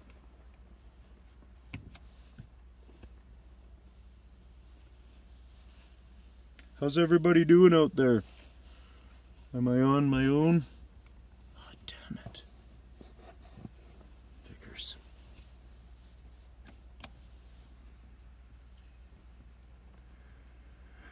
Oh, Marty, hey, how's it going? The absence of bark suggests to me that they're supplementing their diet with wood and bark. Yeah, I hear you on that one, Rick. But if you start getting into what I talk about and how my research is going, a lot of that, I talk about the suckerism of a tree. You know that part of the tree? You know how it's got its regular way that it grows. It likes to grow in the summer, it kind of hibernates in the winter and such like that. And then there's these odd branches we used to know back in the day. They'd come out here and stuff, and they kind of grow really fast, and a lot of them were straight and stuff, and our dad would always tell us to cut them off and stuff, because that's just sucking the life out of the tree. It's a sucker branch. blah, blah, blah. Well, these guys are doing a transformation in my accounts more and more into the sucker system. So are all of our trees have they always been created kind of more so through a sucker growth than a seed growth? Has their transformation on the Earth's surface been more happening through these guys just going around forever and just doing certain things that they actually, the tree is just kind of growing itself instead of going through a seed? Is there a difference in that kind of growth system? We think that with animals, that if we put too many times its blood into the same animal or whatever, then they're going to start getting sick and they're not going to produce the same. So I bet you with cannabis growers and with rose, whoever kind of different kinds of growers, I bet you every once in a while they bring bring in the seed system into that strain of the plants or whatever type thing and keep it in that kind of a line. So our science will want to try to calculate that out. If we're into just doing a lot of plant growing by just doing branch things like that, our science might make, if this is true things that are going on here in this conversation, and we might decide to start putting out more seeded plants again and start working along with these guys in a different, because that's really what I believe is going to have to happen, is we're just going to have to figure out that they're cool, that they really are just some kind of gardener, earth caretaker, and we're going to figure out how to have to just work along with them, make their jobs continue to help them make their jobs worthwhile, try to control them a little bit in our certain areas where we don't feel we need their interaction with the trees and stuff, maybe. Any plasma lights, laser, or UFO? Nothing like that, Marty. Any plasma lights, laser lights, or UFOs? No, and I even say that on some of my videos. Like I've had so many experiences with these, these guys out here, probably sitting around right up on that edge, probably listening in. And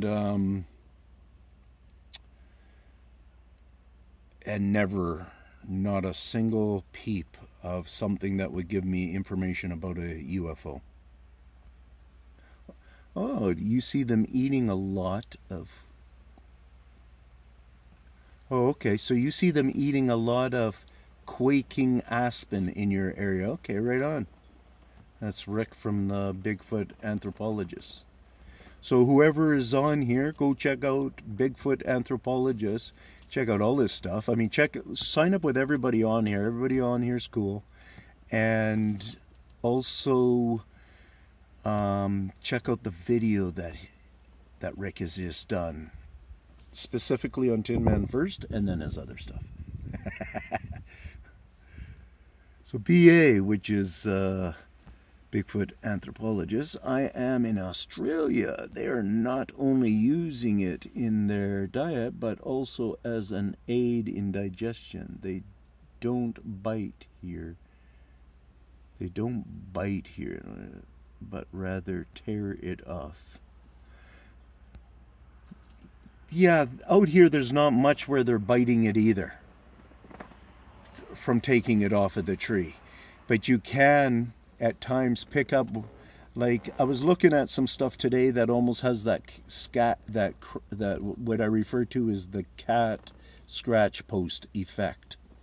There's sometimes when there's a carried awayness, I believe that I can see an actual pricking in some things, but they try to control that pricking out of there. Even when they're doing the arbutus tree stripping and they're doing all the other ones and so on and so forth, any of the cutting I believe that I mostly see is on purpose to stimulate the tree, unless it's for some reason a bizarre thing that they want to do. Like the first time I came across a 4-fingered claw thing like that was in my first 21 days there, and it was in the Valley of the Sasquatch part. And there's a number of marks on that tree. It was really fresh and stuff. I kind of got an impression that it was done to give me an impression. And that mark is never a flop up on tree bark stripping. Teeth, I don't think I ever... Little flop up sometimes with some scores and stuff like that outside with tree stripping. Teeth and tree bark stripping, I'd say no. Unless it's chow time. If it's sitting, and you can tell they were sitting around here and they're just chewing away on some branches and stuff, and just almost like you would imagine gorillas maybe are doing it. Just peeling away at the bark there and eating. I always get the feeling that they're eating bark. You look at the gorillas, and when they're lots of times peeling off the bark, they're just, because it's bamboo bark maybe, I don't know, but they're going for the inner core, it seems. So I don't know if that's just in the Bigfoot's diet that day, whatever. Australia, they're not, hi mate, not seeing you in very carnivorous here. Great, Josh. So Craig is saying, like I was saying, the nearness of General has a theory that Bigfoot has autistic traits. Autistic children like to mimic people. Oh, I see. Rock from side to side. They also love creating structures. Yeah, I hear you. With crayon sticks and etc. I found scat with bark fibers in it. Oh, have you, eh? Yeah, we don't understand that. I have found scat a number of times, but I haven't been lucky enough to get that kind of a breakdown on it. Other than as bears, you get to see berries and such like that. Especially, we got a really good blackberry system out here, which I think these guys, if you watch some of my blackberry talking or whatever, I talk about them doing the blackberries up, and I remember one of the spots, I go, you guys, I swear they're building a huge wall here, like blah, blah, blah. I've been back there, and that wall's like 20 feet tall now. And I remember some people coming on there saying, oh, you're an idiot, yeah, Bigfoot, doing whatever, weaving with blackberry bushes and all this kind of stuff. And I kid you not, like 20-foot wall, 20 feet tall, high walls.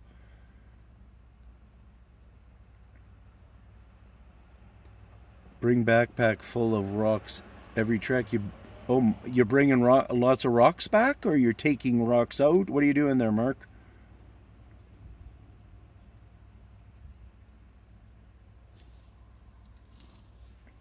So I think Marty's asking Josh about the plasmin anywhere in the fourth state of matter, time travel, dimensional.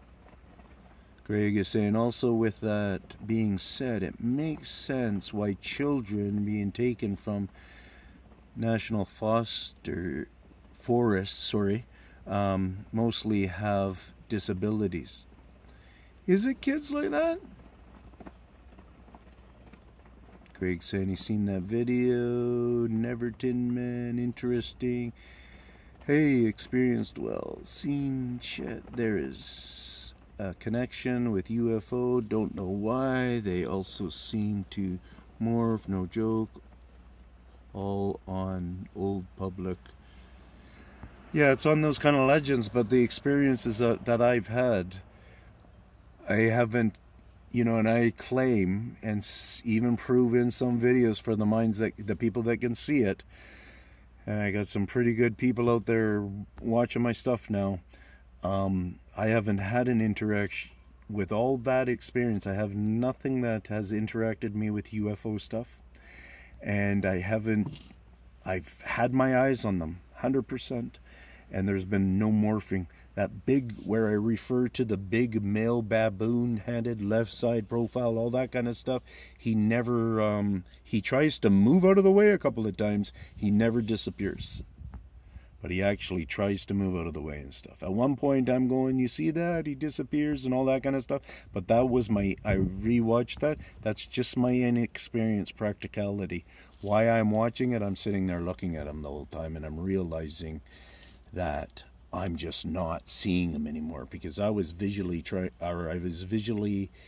seeing the baboon-headed guy through my camera, through this camera, and through being able to actually see him with my eyes. Oh, you're very well there, Rick. You're welcome, no problem. Not you're very well. Very welcome. Watching you from yeah, what? Yeah. Subbing, good thing. Australia, check out the polished. Aliens, full videos, take pitch, worse. Yeah, I myself kind of stay away from all the alien stuff, because it would just, I don't need to have so much information going on. Have you seen those vids?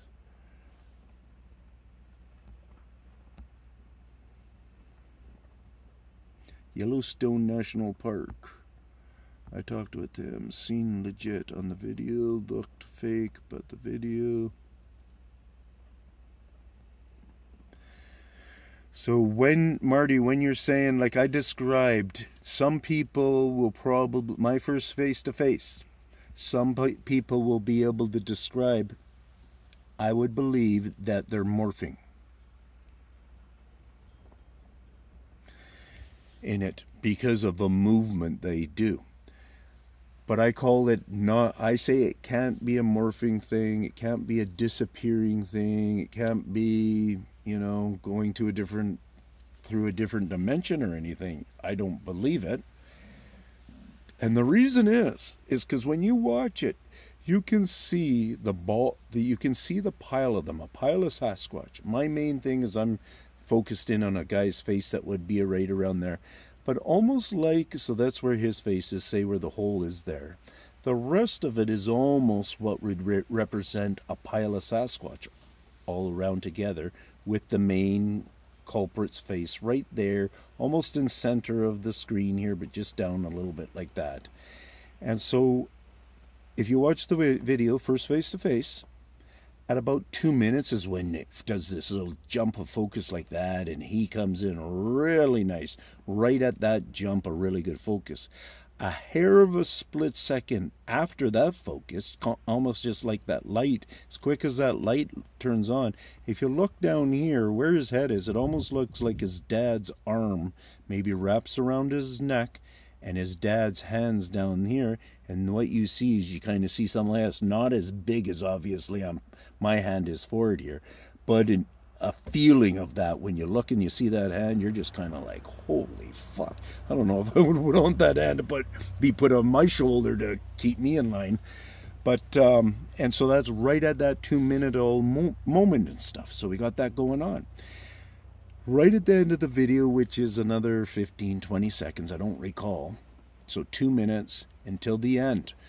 As it's getting close to the end there, before you can pick it up on the camera here, I pick up, because I'm looking at the little guy, I pick up that they start to actually back out of the picture like this. It's not like their whole big black image does some kind of a fading in like this, or a fade, some kind of thing.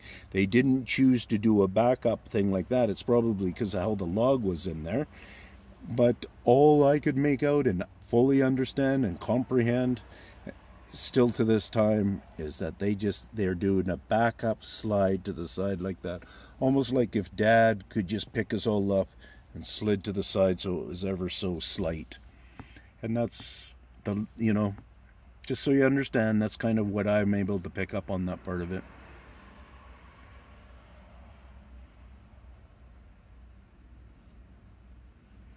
I have one of those for sure, 10 foot in the front.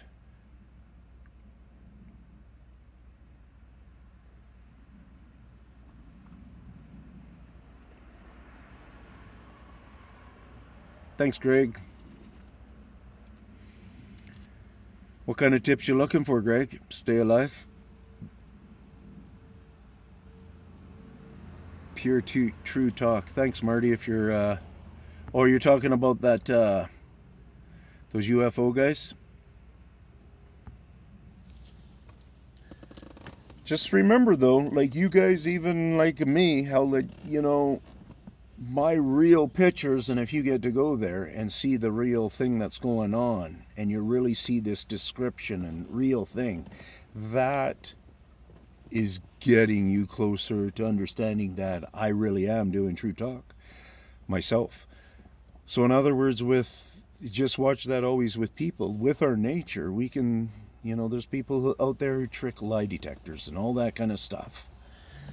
So let his data compile. As I've been working on my data for a year and a half, I don't want these easy guys who are coming in there and just ripping off all us hardworking guys. I got a number of guys that have come around and started to be in good watchers on my channel, and I return the favor as much as I can, and we're all hard workers. We don't want to see these guys with the silly stories, so make sure you watch for the compiling data. Is, you know, kind of all what I say. Hey, interesting things, right on. If you like and you want to kind of see what I'm about, go to my video library thing. What do you call that thing there? You know what it's called, I'm sure. And look at probably like my 100, either Tinman's favorites or my 100 or 100% videos, and just kind of pick what you want to do. Look at the couple of shorter ones at first or whatever, and then also read my notes. Don't necessarily ignore notes. I don't know, there's so many people it seems that ignore notes, and also thumb up notes if you can, because that's helpful on you know, us people who do the notes and put little spots to try looking here and stuff like that, and hear what I have to say here and stuff. You know, that's them re-listening to their stuff and then stopping, writing their stuff down, then trying to, you know, come around and say nice things on other people's channels and legitimately put in some time on other people's channels. And, you know, some of us are working very hard and such. Yeah, I hope they like my beard. I hope they like my beard enough to leave it on my face. So Rick from Bigfoot Anthropologist, BA there, go watch the video that he did on me on my face-to-face, and watch at the very end there. Even though, Rick, if you're still happen to be around here, I'll let you know this, that the picture that you gave at the very end, if you can change that out, you could make it a clearer picture. There's a little bit clearer of a time. Okay, perfect. Right around, I don't know if you can do it, but so you know for yourself, because you picked that out perfect, and like the main guy in the middle is my main guy, right? It's up to you, but he is actually, if you wanted to, you could find at 2 minutes, right at 2 minutes, the little shuffle there, you can find a very clear shot of him, like perfectly clear, and then you could even down that circle if you wanted to, and you would perfectly be surrounding his head. Like right now, you're kind of like this big on his head or something, so you could go if you wanted to. But it's probably working that, like, I'm not a good, easy video guy. I'm not a, that's why I'm not doing a lot of that stuff, is because, you know, my excuses. Interesting things is saying, I hope they like my hair, is some of my camo package. Yeah, is your hair a bunch of different colors, or is that in your, oh, you got a Sasquatch face there. So are you just fresh to starting to go out, look into things that are interesting?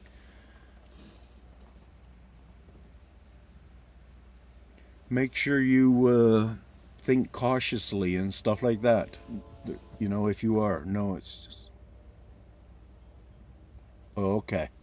So you know there's different temperaments, and there's different moods, and there's different characters, and there's different cultures in different areas. It's about trying to keep safe and stuff. I forgot I had a donut too.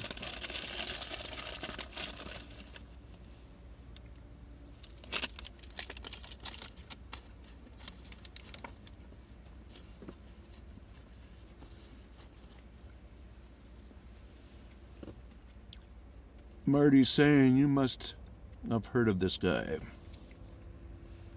That here's the talking. Mike, yeah.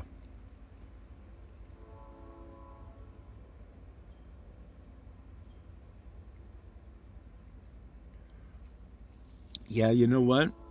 My first few days of experience on my first habitat there,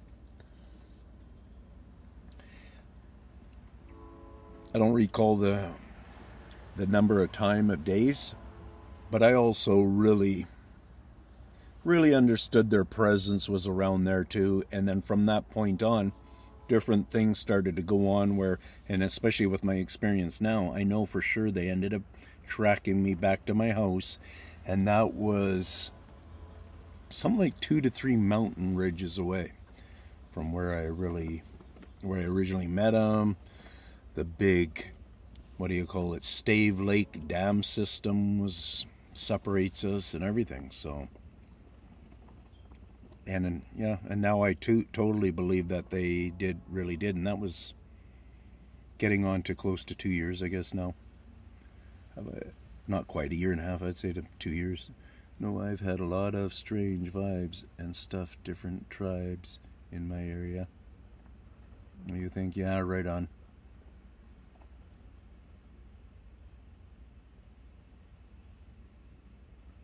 Oh, you opened a bag of chips and you're right on. I lost something. Well, I need to stand up and stretch. Here. Book. There, we can see the nice sign and stuff. Oh, there we go. Sorry, guys. Sorry. I hope that wasn't too hard on the head. But you guys are all squatchers. You're all tough. Spilled my coffee.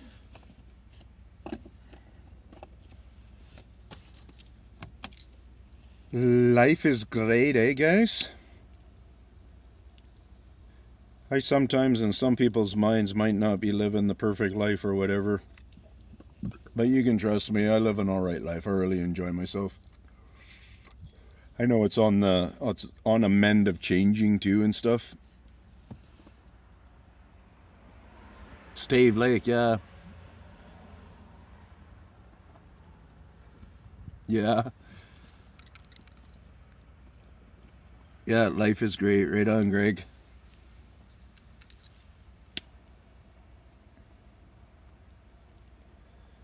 Yes, Stave Lake is quite the system up there. Stave Lake, I bet you there's tons that live around there.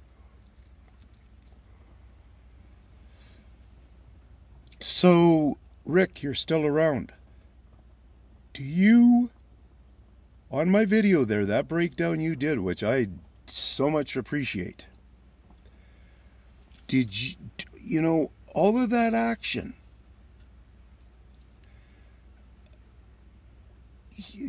that we hear, because and plus, when you do without the white noise and you talk about clicking, do you realize that I'm also doing a focus change there?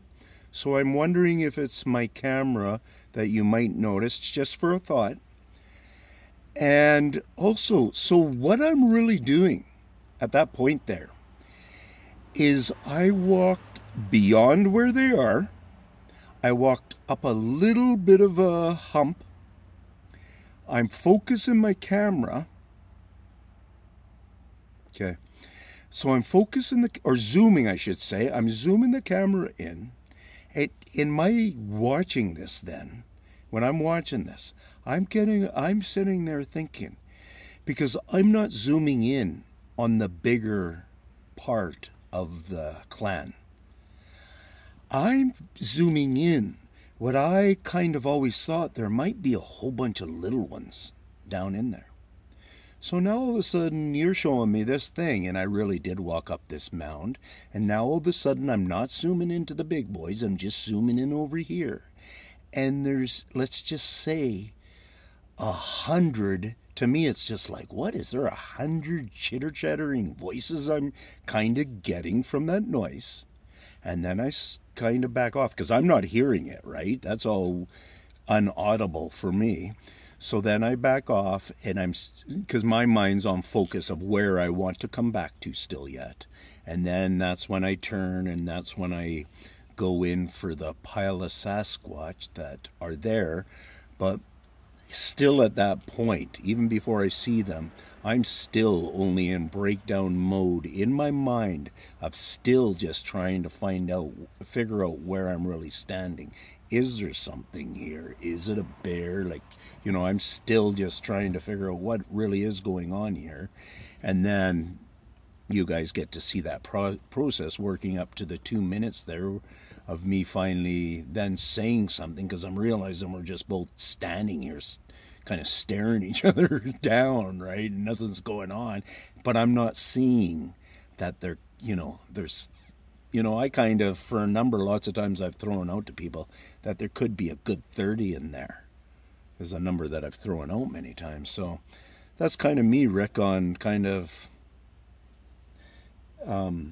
getting a little bit more of an understanding. I just thought to myself, do they somehow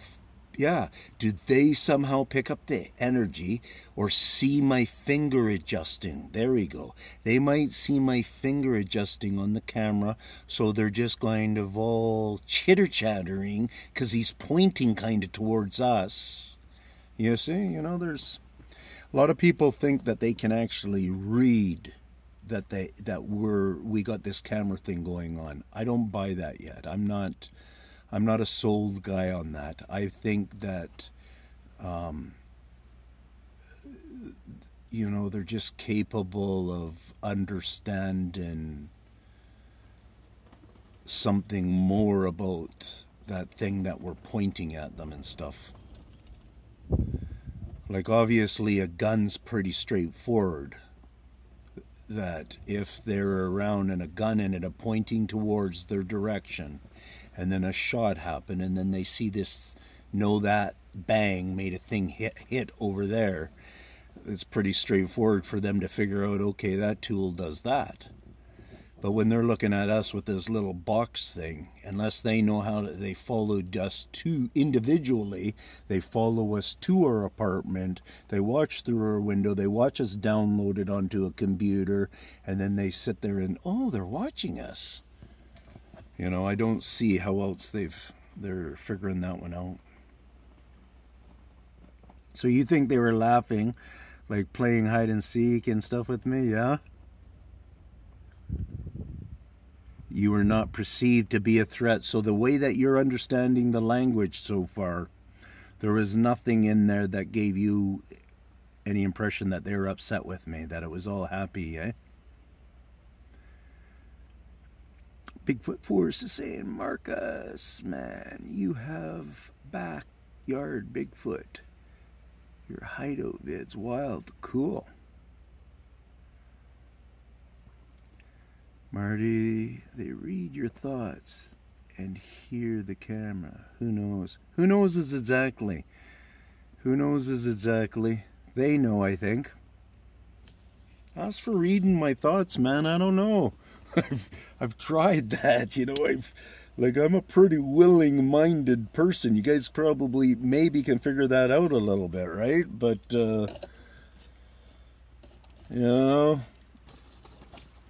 I'm not too rushed.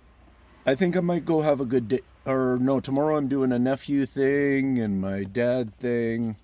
Maybe if my nephew wants to go and have a little walk, then maybe we'll go do a walk somewhere. Maybe I'll try to get him to do some filming of his uncle. He says he doesn't want to, but maybe I could go over to my waterfall clan. Go and check those guys out at all. 100% over there, guys. There's no way. That's where I got that huge, I don't know, let's call it a 10,000 pound rock that's been rolled around over there. That's where the waterfall clan is.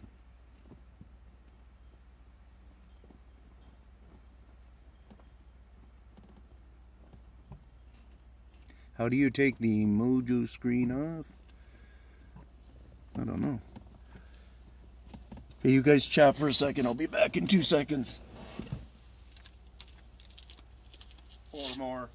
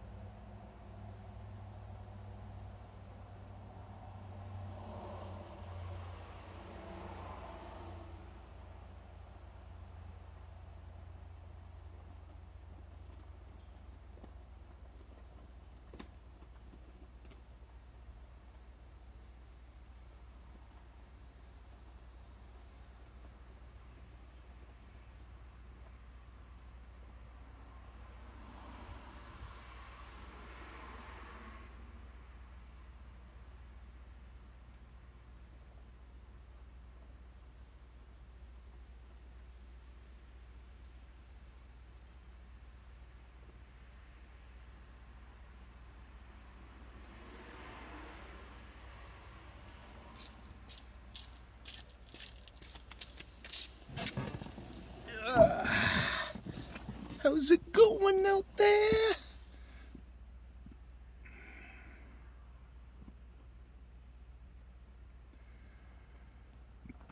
So Rick, have you watched my video with the big baboon headed male side profile? I want to know what you can see there. Hello, who just jumped in? We're doing a little chill hangout session here. We were doing lots of Bigfoot talk. If anybody has a Bigfoot question to keep her going on or anything like that, then keep her coming.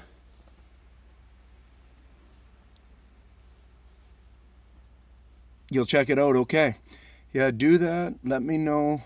You know, if you know, there's a small version there and there's a bigger version. If you watch the bigger version, hi Betty, how are you? If you watch the bigger version, nice kitty cat. If you watch the longer version, which is 12 minutes or something, you'll get the name. It's related. They're under my 100% videos or Ian's favorites or something. If you do watch the 12-minute version, at around 3 minutes, I believe, is where he comes into it, and it's really cool if you follow me talking and listening. So if you started watching around 2 minutes and 30 seconds or something, then you won't go past if you wanted to do that. But basically, I'm taking my camera. I don't know if I told you this, but I'm taking my camera. I'm describing to the people on the camera that you see that deep black there? That's the kind of black that you look for. And I'm zooming like 40 feet. That's the kind of black that you look for. That kind of the deep black I'm talking about, like that. But that's nothing. I even say that word, I go, but that's nothing. And I stroke the camera this way. That was actually his legs or something, or other young ones hanging out there and stuff. I believe it's actually connected in with his legs. It'll help give you length. Anyways, as I stroke this way, then you just listen to my words. And soon as I come dead circled to him right there is where I'm realizing, holy shit. Like, I kid you not, man. I did see it. You did see him in there? So describe to me what you see. Like I'm always trying to get people to describe. And I will describe to you what movements, because we get to see movements there, brother, out of that guy. First thing I'll say to you, do you see the fern peace sign that he's behind? So we're seeing his left profile. So there's a fern peace sign like this. So that's the main thing that it gives you size and stuff. No, I saw the video. Oh, okay. Yeah, you do that.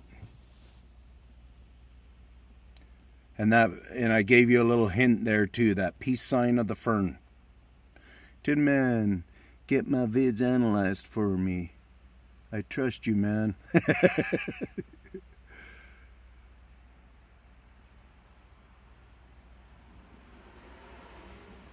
You know, let's talk about it if I want you to analyze it. I want you to, this one's super important.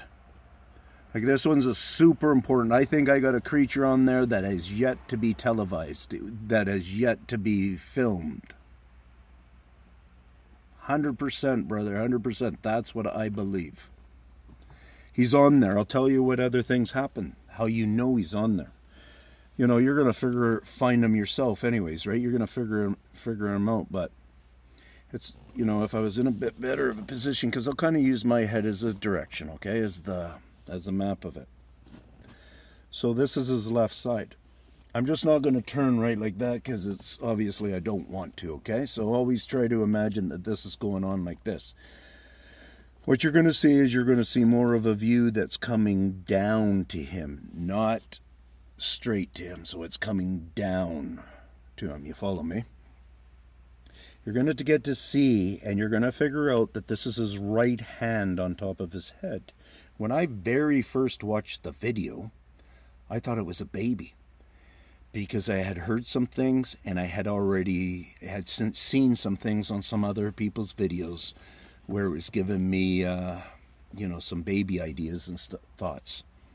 They're camouflage kind of thoughts and stuff with using youngs to do this and stuff, like holding youngs in front of their face. That's a common thing, to hold a young in front of their face, right? Which reminds me, tonight I was going through some of my videos. I might have got a really wicked young that I found on one of my videos. I'll tell you that one in a second. Looks really good, I think. Not 100% good, but I'm going to say like 70% good, I think. So anyways, this guy has this hand on top of his head, and this will move, okay? The position you get to see it in looks like this position that I'm holding right there.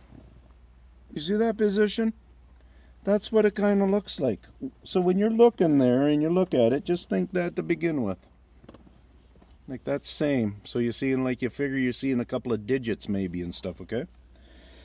And through this one's going off of a bit of a memory. I think his color here is gray, and I think his mitt color is going to be black. Okay, so this is his one hand here. At one point, he does a certain amount of a change where I get to see this arm, this part of his arm. I actually figured out, I think I even get to see this bend. And how I ended up figuring out that one was because he does this big head dip that I noticed fairly early when I first got the video. So, because this is part of the thing that kind of happens. He kind of does a thing where he's got his hand, however. And at one point there, he does this thing where he shifts his head down like this or something. And you got to remember the ferns there, so it really helps us out. This hand does obviously a change in height here because you can really make out really well that these things come together very well.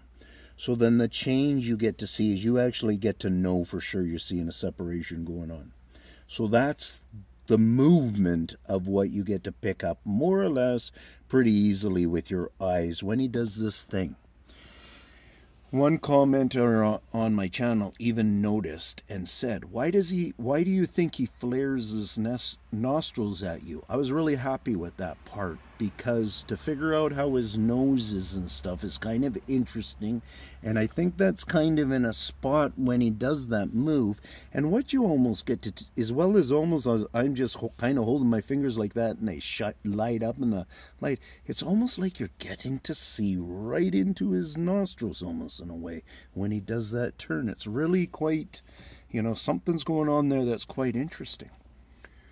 So anyways, in amongst that also going on, and like I told, this is something that I only learned in the last probably 3 months through watching, you go through your different videos here and there and stuff. So you want to see a little bit better information and stuff.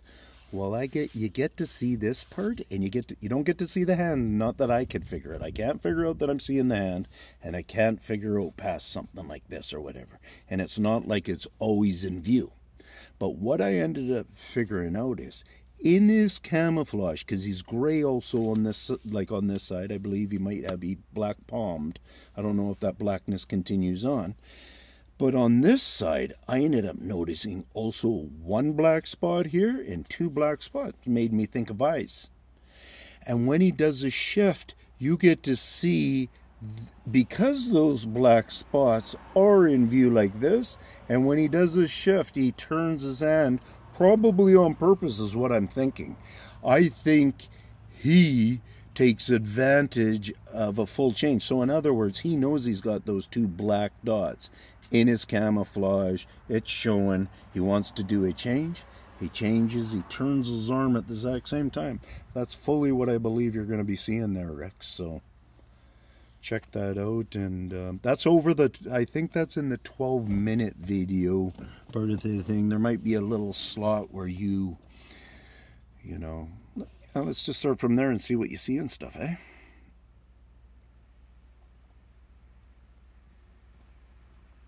Just don't steal my stuff.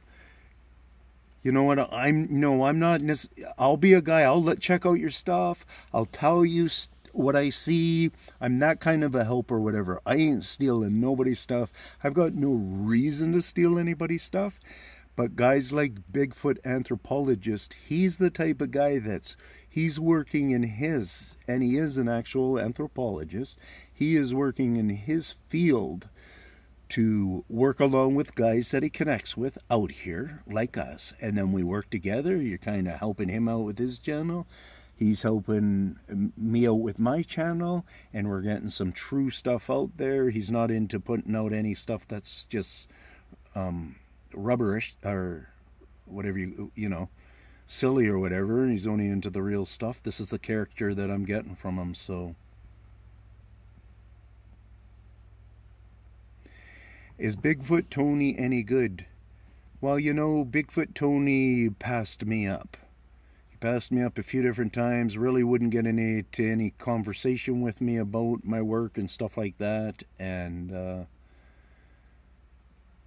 I don't necessarily fully support his channel. I've gone on his channel a few times. I don't diss him, but I don't really agree with him, because I think the one time I was on there recently, there's what's his name, Bigfoot Colorado, and that guy's a hard-working guy, man. He's out there putting on the miles. He does a lot of video stuff for people, and just for his own show, he just puts out a lot of stuff. Unreal amount of structures, major stuff going on there with him. Well, I came across that guy 3 years ago or something, before I think I started to step out into the field at all.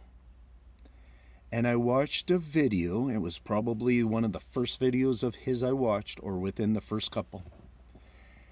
And in some cases, I'm really good at finding some beings. And he full out has a great big friggin' Sasquatch in there. A number of different things. I pointed it out on his channel, and I don't think he really fully connected to believe, and so on and so forth, so it didn't become a highlight in any way for him or something.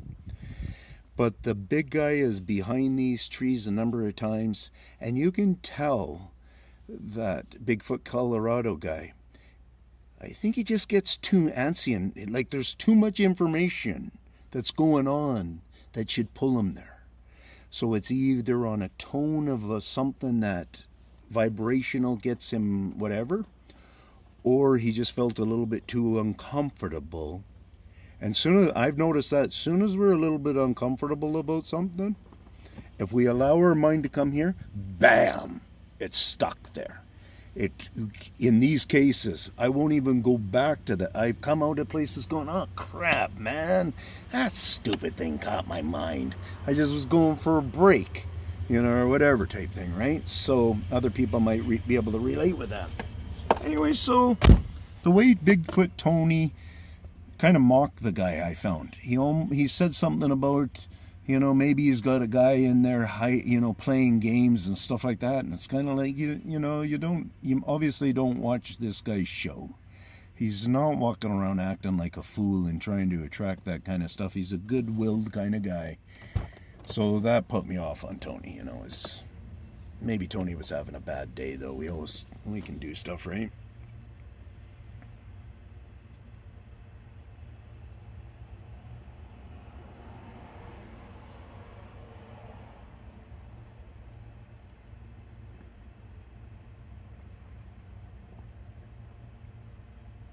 Yeah, and that's the thing. You're saying blob squatch.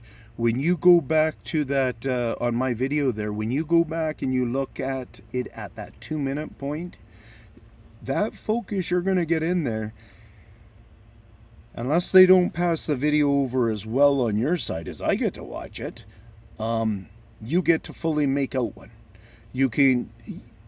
Will people ever say that it's not a blob? I don't know. But in your own mind, you might be able to take it out of a blob squatch. To me, it's not all a blob squatch. It's 100% you can make out that's a real Sasquatch really there. No problem. And there's movement that happens. You don't get to see this kind of a movement or closing or whatever. Maybe on the real refined camera or something you could or something. But the movement of just coming out of the picture and how that really does happen is it's dark. And what happens there is it becomes green there. So it was here, all of them were here, goes like that, and it's more of a contrast change you're seeing right here. So that's what you'll get to see, and so go with that one a little bit better, Rick, if you want to. Look a little bit harder on that guy right in the middle that you pinpointed for me there. And once again, I still really appreciate that. I don't know how.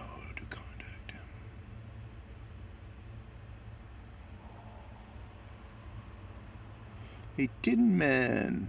Hey, Joe, how's it going? Cheers, brother. Right on, man. Good for stopping, but thanks for stopping in. Great stream and info, everyone. Yeah, for sure. Thanks, Josh. Yeah, I think I'm going to call her night too, so I'm going to be saying my good nights, everybody.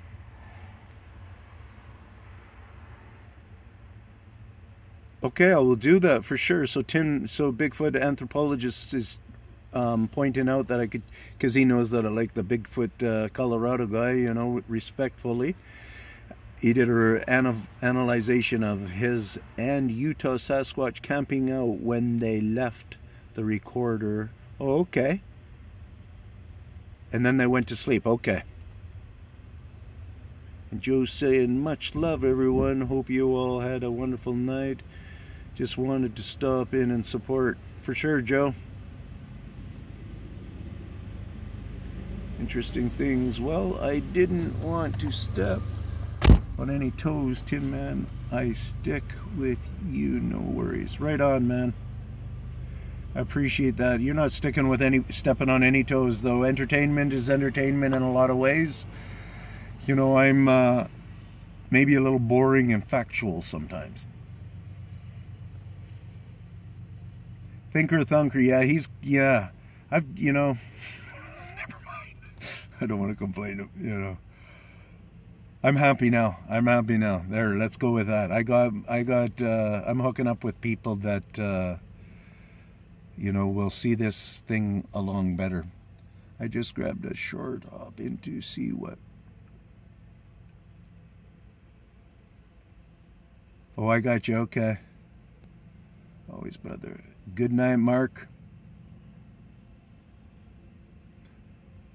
Right on, Lindy. Thanks for saying that. Ian, this was especially interesting, man. Thank you for the great evening. Peace and love. Perfect. Marty is saying, peace. Hey there. They are at, okay, Nuff Lake? For sure? They're everywhere. Marty, they're everywhere. They do want to live, for sure, where there's water, nice trees, and area. And probably a certain amount of wildlife. Munchies times. Good night, Ian. Good night, Rick.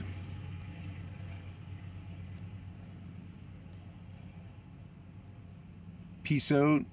Good night, Josh.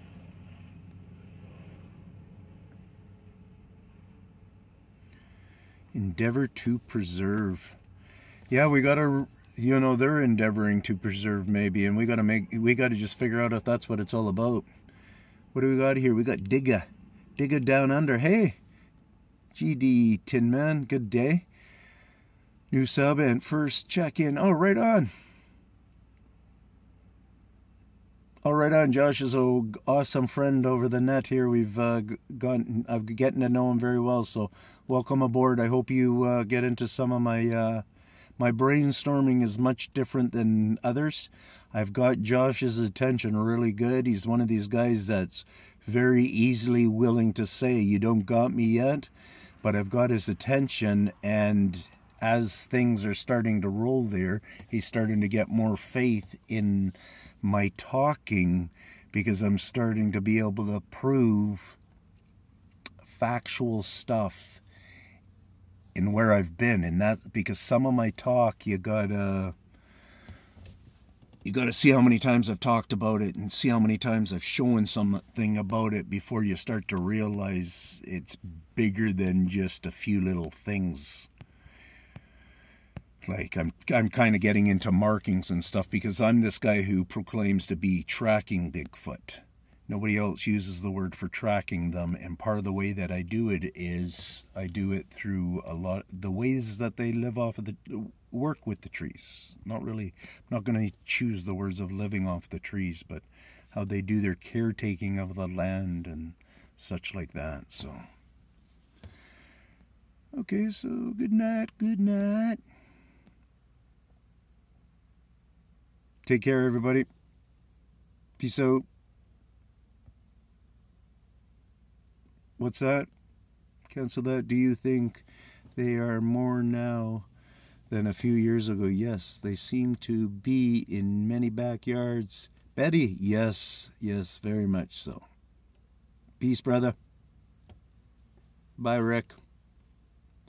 Yeah, they're on a migration of some sorts. Is it a migration of growing in population, or are they just shifting around the world? And all of us, 50 people that came on here tonight, we're all